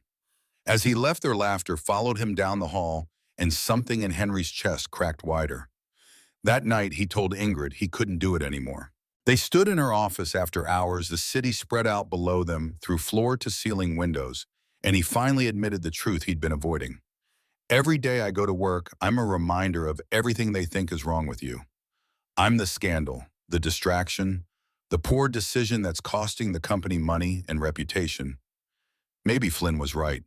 Maybe this was selfish thinking we could make it work when the cost is so high. Ingrid's eyes flashed with an anger he'd rarely seen directed at him. Don't you dare. Don't you dare let them make you believe you're the problem. Flynn is the problem. My father is the problem. A system that values profit over people is the problem. You are not the problem. But I am, though. Henry gestured at himself at the work shirt with someone else's cruel graffiti still faintly visible, despite his attempts to scrub it clean. Look at me, Ingrid. Really look. I'm a 36-year-old janitor with a damaged hand and a daughter and no prospects beyond what you're giving me out of pity or obligation or whatever this is. Is that what you think this is, pity? Her voice dropped to something dangerous. You think I upended my entire life, destroyed my relationship with my father, tanked my company's stock price because I felt sorry for you? She crossed to him, grabbed his face between her hands, forced him to meet her eyes. I love you, you impossible man. I love you because you wrote me the most beautiful song I've ever heard when you were 18 years old and had nothing to gain from it. I love you because you've spent 16 years making beauty out of brokenness without complaining or demanding recognition. I love you because you're the kind of father every child deserves and the kind of man I didn't know existed. Henry's throat worked emotions too tangled to name, threatening to overwhelm him. But loving me is costing you everything you built. Then it's worth it. Ingrid's thumbs brushed away tears he hadn't realized were falling. Because what I built was impressive but empty. Power without purpose. Success without meaning. You and Audrey, you've given me something real. Something that matters. And I'm not giving that up because some small men with smaller minds can't handle a woman choosing her own happiness. Before Henry could respond, her office door burst open. Patricia appeared, her usually composed expression replaced by something close to panic. Ms. Whitmore, I'm so sorry to interrupt, but there's a situation in the lobby. It's your father. They took the elevator down to find George Whitmore holding court in the center of the lobby, surrounded by security guards who looked uncertain whether they had authority to remove him. He wore a tailored suit that probably cost more than Henry made in 6 months, and his silver hair gleamed under the lobby lights like a crown. When he saw Ingrid emerge from the elevator with Henry beside her, his expression twisted into something ugly. There she is. George's voice carried through the marble space, drawing attention from the few employees still working late. My daughter, who's throwing away $1 billion empire for a crippled janitor and his bastard child. Security moved to intervene, but Ingrid held up a hand, stopping them. She crossed the lobby with measured steps, her heels clicking against marble in a rhythm that commanded attention. You need to leave. Her voice was calm, cold, absolutely inflexible. You have no authority here, no right to enter this building. I built this company. George spat the words.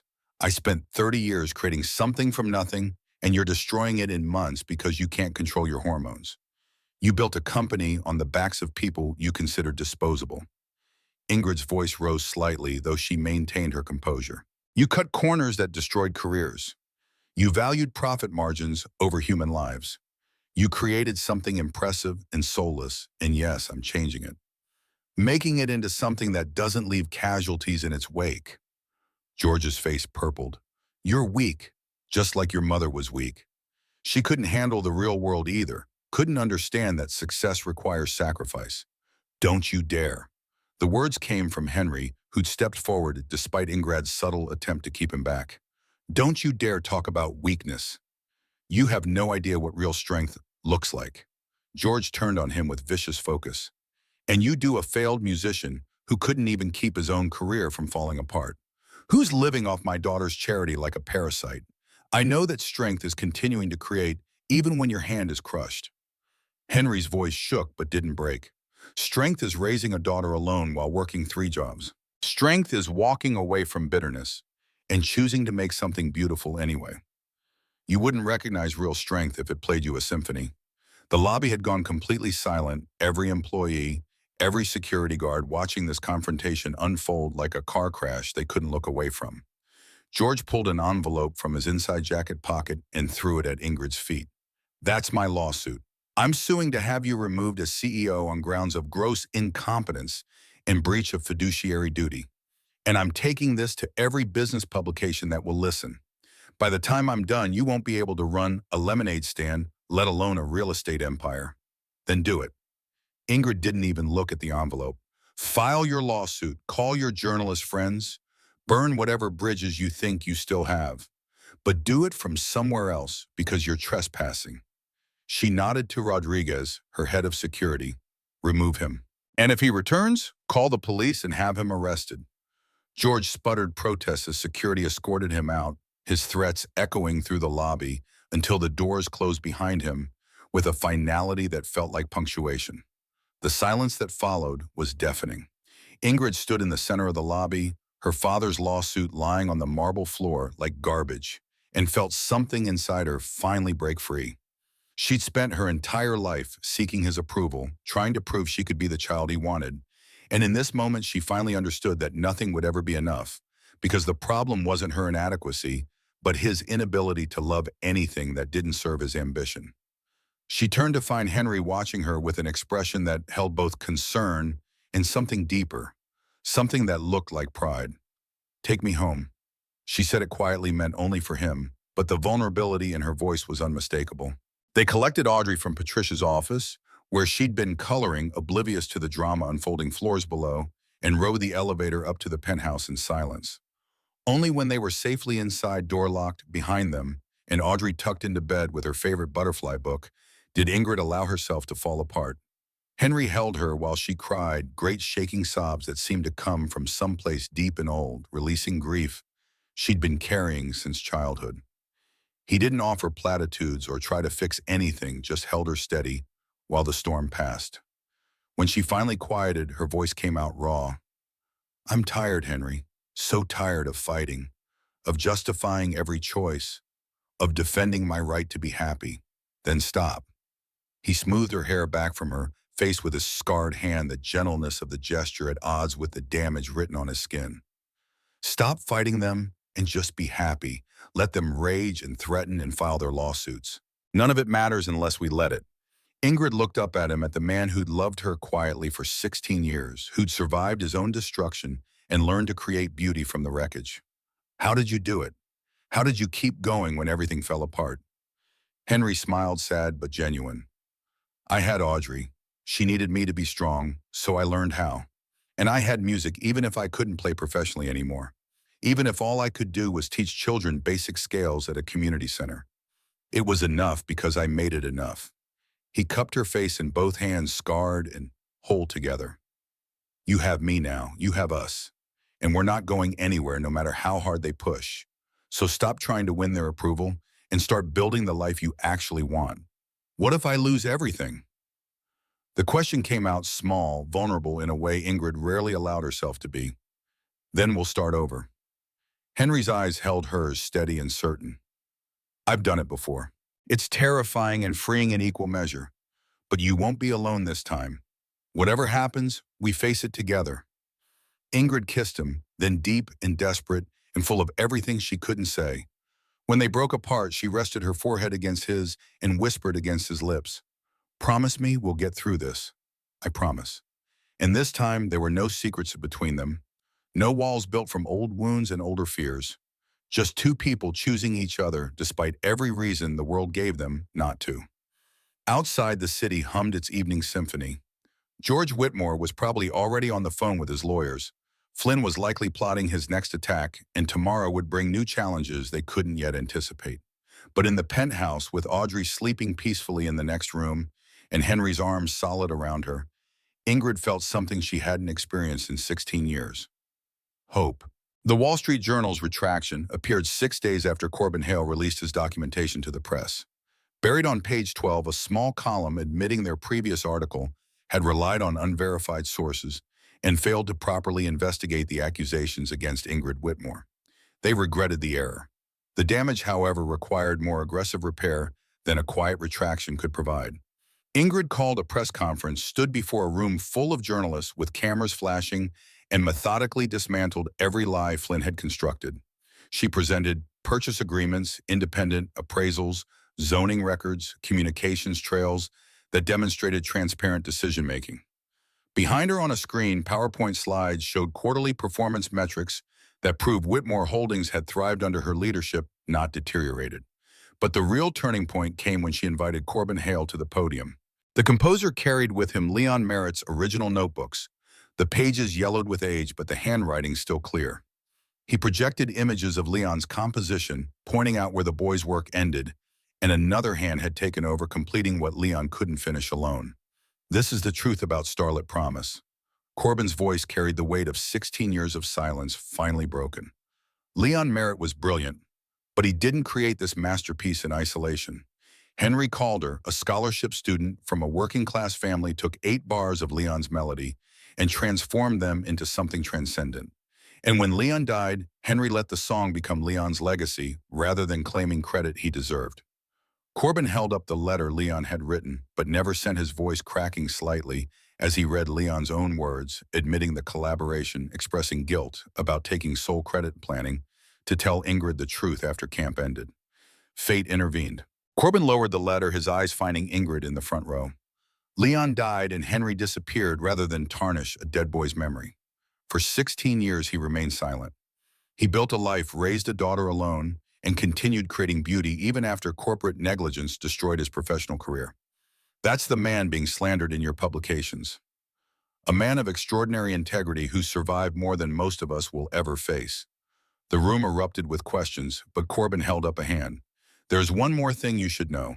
The accident that ended Henry's performance career. It happened at a Whitmore Productions event. George Whitmore's company cut costs on safety equipment, and when rigging failed, Henry Calder's hand was crushed, saving a young woman's life. The settlement barely covered his medical bills. No recognition of his heroism, no accountability for the negligence." He paused, letting that information settle. So when you write your stories about scandal and impropriety, remember this? Sometimes the real story is about a system that chews up talented people and spits them out when they're no longer profitable. And sometimes it's about two people brave enough to love each other despite that system's best efforts to tear them apart. The press conference changed the narrative overnight.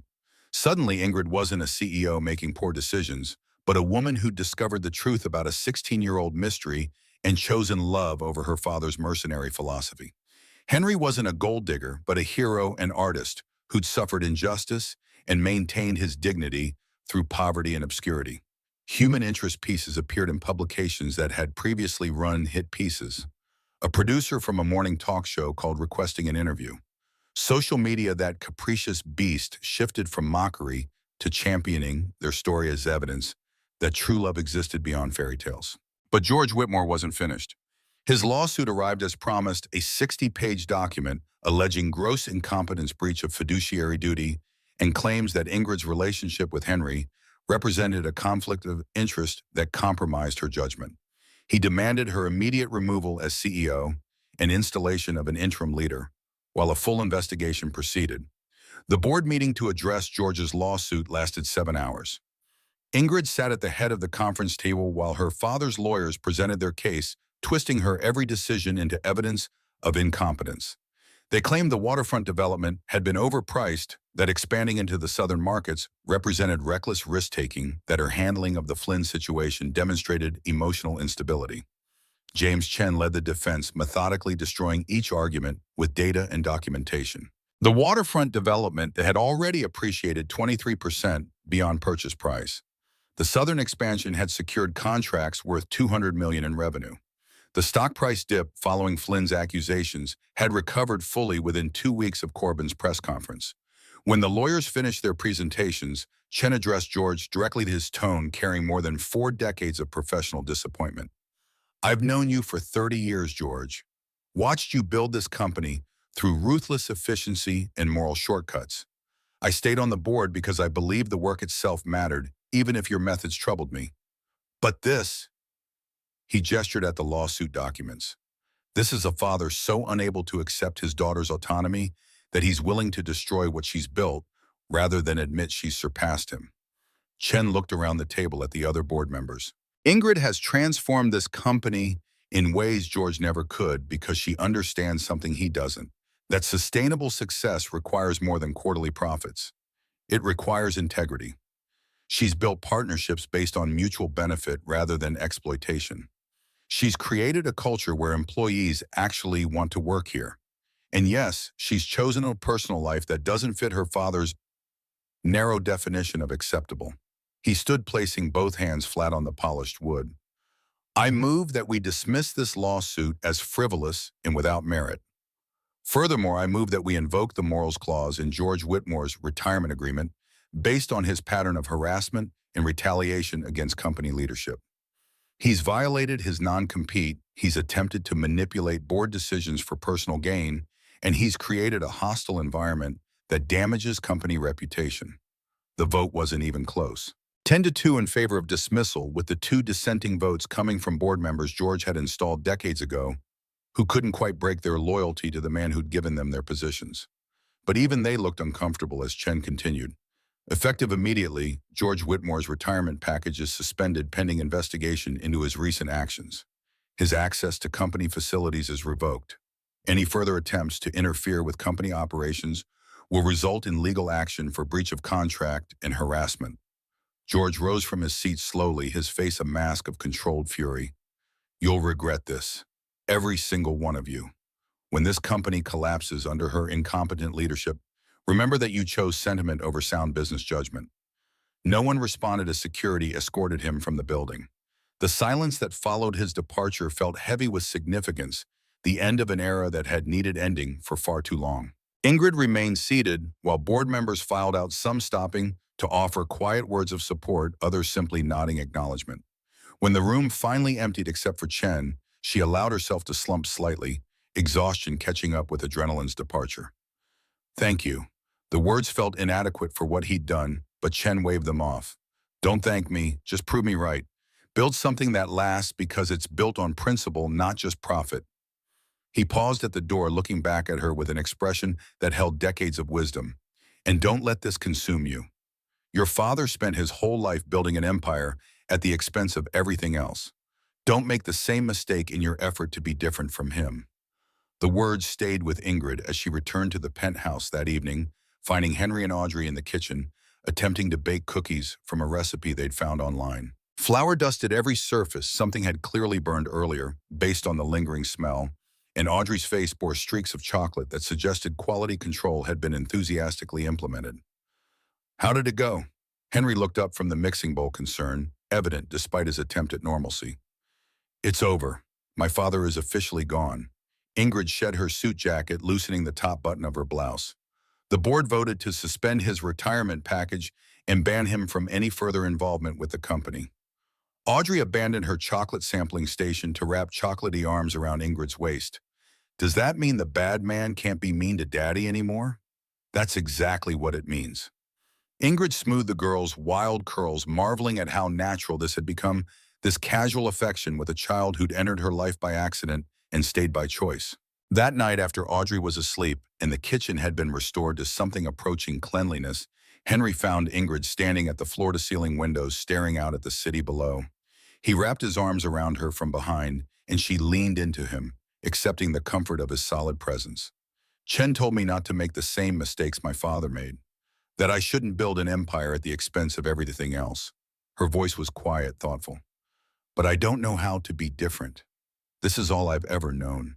Then we figure it out together. Henry rested his chin on top of her head. Maybe it starts with deciding what actually matters and building around that instead of sacrificing it for profit margins. What matters to you? She turned in his arms to face him. Henry's gray-green eyes held hers, honest and unflinching. This, you and Audrey, making music even if it's just teaching kids basic scales at a community center. Creating something beautiful that outlasts the making of it. That's what matters. Ingrid kissed him softly, tasting possibility. Then let's build something around that. Something that honors Leon's memory and everything you've survived. Something that proves talent doesn't have to be sacrificed to corporate negligence or poverty or any of the other ways the world tries to break beautiful things. 3 months later, the Leon Merritt Foundation officially launched with an endowment of $5 million from Whitmore Holdings and matching funds from private donors who'd been moved by the story. The foundation provided full scholarships to talented young musicians from low-income backgrounds, covering not just tuition, but instruments, living expenses, and mentorship programs designed to help them navigate an industry that often favored wealth and connections over raw talent. Henry became the foundation's artistic director, a position that let him identify promising students and design curriculum that balanced technical excellence with the kind of emotional depth that made music transcendent. He taught classes twice a week at the community center, working with children who showed up with secondhand instruments and enormous dreams, seeing himself in their hungry determination. Audrey, now 8, attended many of his classes, her own piano skills developing under her father's patient instruction. She'd inherited his ear for music and something of his gentle teaching style, often helping younger students find proper hand position or count out difficult rhythms. Ingrid restructured Whitmore Holdings around principles of sustainable development and ethical labor practices, accepting slightly lower profit margins in exchange for being able to sleep at night. Some investors complained. Others, drawn by the company's growing reputation for integrity, invested specifically because they wanted to support business done differently. The transformation wasn't easy or quick, but it was real. 1 year after the Christmas Eve party where everything had changed, Whitmore Holdings hosted its annual charity concert in the Grand Ballroom, typically reserved for high-level corporate events. But this year, instead of champagne and networking, the space had been converted into a proper concert hall. Rows of chairs faced a raised stage where a Steinway grand piano sat waiting, illuminated by carefully positioned spotlights. Every seat was filled. Employees and their families, foundation donors, music students from the community center, journalists covering the event, and members of the public who'd bought tickets, with all proceeds going to the scholarship fund. The air hummed with anticipation and the particular energy that gathered whenever people assembled to witness something they sensed might be special. Ingrid stood in the wings, her heart in her throat, wearing red again, but this time the dress felt like celebration rather than armor. She watched Henry and Audrey wait backstage, father and daughter, holding hands, both dressed simply but elegantly.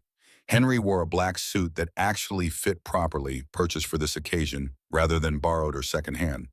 Audrey's dress, deep blue with silver accents, had been her choice from a shopping trip that had left Ingrid's credit card smoking, but her heart full. "You ready?" Ingrid asked them, moving closer. Henry smiled, and it transformed his entire face into something young and hopeful, despite the silver threading through his hair and the scars marking his hand. "As ready as I'll ever be to play in front of 500 people for the first time in 12 years. "You've got this, Daddy." Audrey squeezed his hand with the absolute confidence only children possess. "We practiced 1,000,000 times." The lights dimmed in the ballroom. A hush fell over the audience. Corbin Hale walked onto the stage to introduce them, his presence carrying the weight of authority and emotion earned through decades in the music world. 16 years ago, a brilliant young composer named Leon Merritt died in a tragic accident, leaving behind unfinished music and unmeasured potential. But one of his melodies survived, completed by another student whose name was lost to time and circumstance. Tonight, that student plays publicly for the first time in over a decade. Henry Calder, along with his daughter Audrey, will perform an extended version of Starlit Promise, the composition that brought them all here. Corbin's voice caught slightly. "This is more than a concert. It's a reclamation of stolen futures and a promise that talent won't be wasted, that circumstances of birth won't determine who gets to create beauty. Ladies and gentlemen, please welcome Henry and Audrey Calder. The applause was immediate and thunderous. Henry and Audrey walked onto the stage hand in hand, and when they sat at the piano bench together, Ingrid saw tears streaming down faces in the audience. People already moved before a single note had been played. Henry's fingers found the keys, and the opening phrase of Starlit Promise filled the ballroom. Gentle at first, those 8 bars Leon had written decades ago, the melody that had started everything. But then Henry's contribution began the sections he'd composed at 18 with hands that still worked perfectly, played now by fingers that had been broken and reconstructed, but remembered every note. Audrey joined in, her small hands providing counterpoint in the lower register, the part Henry had written specifically for her. Her playing was technically imperfect, the timing occasionally rushed, but the emotion was pure and true. Father and daughter created music together, their collaboration a living metaphor for legacy and continuation. The piece built through familiar passages before entering new territory. Henry had expanded the composition over the past year, adding a coda that spoke of hope rather than loss of futures, reclaimed rather than mourned. The melody climbed higher, brighter, achieving a resolution that felt earned rather than imposed. When the final notes faded, the silence lasted 3 heartbeats before the ballroom erupted. People rose to their feet, applause washing over the stage like waves. Henry stood, bringing Audrey up with him, and they bowed together while flowers appeared from somewhere. Bouquets handed up to the stage by audience members moved to spontaneous generosity. Ingrid made her way through the wings and onto the stage, unable to stay separated from them any longer. When she reached Henry, he took her hand and raised it to his lips, and the gesture was captured by 100 phone cameras that would make the image trend on social media within the hour. "The melody you wrote saved me twice." She said it quietly, meant only for him, but the microphone on the piano caught her words and carried them through the ballroom. "The first time it gave me a reason to keep going after Leon died. The second time it led me back to you." Henry smiled, and his eyes held everything he felt but couldn't say in front of 500 strangers. "Then I'd say it was worth every note." Audrey tugged on Ingrid's hand, practical, even in this moment of triumph. "Can we get hot chocolate now? The kind with marshmallows." Laughter rippled through the audience at the 7-year-old's priorities, and Ingrid scooped her up, surprised by how natural the motion had become. "Absolutely, the best hot chocolate in the city." They walked off stage together to another wave of applause, a family unit that hadn't existed 18 months ago, but now felt inevitable, like they'd been moving toward this configuration their entire lives and had simply needed time to arrive. Backstage donations poured in from people moved by the performance and the story behind it. By the end of the evening, the foundation had raised an additional $2 million, enough to fund 40 more full scholarships. Months later, on a spring afternoon when cherry blossoms drifted through the city park like snow, Henry and Ingrid sat on a bench while Audrey chased butterflies through grass, still damp from morning rain. Sunlight filtered through branches overhead, creating patterns of light and shadow that shifted with every breeze. Ingrid leaned her head on Henry's shoulder, breathing in the scent of fresh air and possibility. "I've been thinking about Starlit Promise, about how it had an ending before, but it feels different now, like it's still being written." Henry laced his fingers through hers, his scarred hand no longer something he tried to hide. "Maybe that's the point. Maybe the best promises aren't the ones we make once and lock away in memory. Maybe they're the ones we keep remaking every day in 1,000 small ways." Ingrid turned to look at him, her ice blue eyes soft in a way they'd never been during her years of building armor against the world. "Then make me a promise, not forever, not some grand declaration. Just promise me today that you'll keep playing, that you'll keep teaching Audrey, that you'll keep showing me what it means to love something, even when it's hard. I promise." Henry said it simply, without flourish, but she heard the commitment beneath the words and knew he meant it. Audrey ran back to them, then breathless and grinning, a cherry blossom petal caught in her dark curls. "Daddy, Miss Ingrid, come see. There's a piano player over there by the fountain, and he's really good. Not as good as you, but still pretty good." Henry laughed and stood, pulling Ingrid to her feet. "Should we go listen?" "Absolutely, but first." Ingrid rose on her toes and kissed him, soft and sure-tasting coffee and promise and the particular sweetness of choosing each other again in this small moment. When they broke apart, Henry's eyes were bright. What was that for? For writing me a song when you didn't have to. For being brave enough to show up even when you were scared. For teaching me that sometimes the most extraordinary people are the ones everyone else overlooks. She squeezed his hand. For being you. They walked toward the fountain, Audrey skipping ahead, and Henry thought about how 16 years ago he'd been a scared kid who poured his heart into 8 bars of music, never imagining where those notes would lead. To a life he'd never dared to dream was possible. The pianist by the fountain was young, maybe 19, playing with more enthusiasm than polish, but something pure in his effort that reminded Henry of who he used to be. When the boy finished his song and looked up nervously, expecting criticism from the small crowd that had gathered, Henry clapped. That was beautiful. Keep playing even when it's hard, even when people tell you you're not good enough. Keep playing. The young pianist's face lit up with gratitude, and he nodded vigorously before launching into another piece. Ingrid slipped her arm around Henry's waist as they listened, and Audrey climbed into her lap, the three of them forming a unit that felt permanent, even though nothing in life ever truly was. Above them, cherry blossoms fell like grace. Somewhere in the distance, someone was laughing, and the world felt exactly as it should be. That night, after Audrey had been tucked into bed with her favorite stuffed bear and a goodnight song, Henry returned to the piano in the penthouse. Ingrid sat beside him on the bench, her head resting on his shoulder in the comfortable silence they'd learned to inhabit together. Play me something new. Something that's just ours. Henry's fingers hovered over the keys before beginning. The melody was simple at first, just a conversation between two notes, tentative and searching. But gradually it grew, became a dialogue, became a dance. There were moments of dissonance that resolved into harmony, phrases that stumbled, before finding their rhythm, silences that spoke louder than sound. When he finished, Ingrid was crying. What will you call it? Henry thought for a moment, his scarred hand resting on keys that had carried him through destruction and back to creation. Second movement, because every great piece of music has more than one part. And this is just the beginning.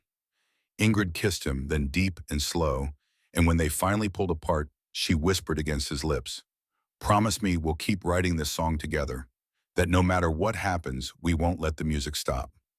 I promise." And this time there were no secrets, no shadows, no ghosts standing between them. Just two people who'd found each other across years and loss and impossible odds, who'd chosen each other, not because it was easy, but because some songs were too important not to sing. Outside, the city hummed its evening symphony, but inside the penthouse, in golden lamplight that made everything soft and possible, there was only music. The kind that heals, the kind that saves, the kind that proves even the most broken things can be made beautiful again if someone brave enough is willing to try. Years would pass. Audrey would grow into a young woman who taught piano to children in underserved communities, carrying forward the legacy of generosity her father had modeled. The Leon Merritt Foundation would expand funding, hundreds of scholarships, launching careers that might otherwise have been lost to circumstance. Ingrid and Henry would marry quietly without fanfare or media circus in a small ceremony where Audrey played them down the aisle and Corbin Hale officiated. They would build a life measured not in stock prices or quarterly earnings, but in students taught music, created love, given without calculation of return. And sometimes late at night when the city finally quieted, Henry would sit at the piano and play.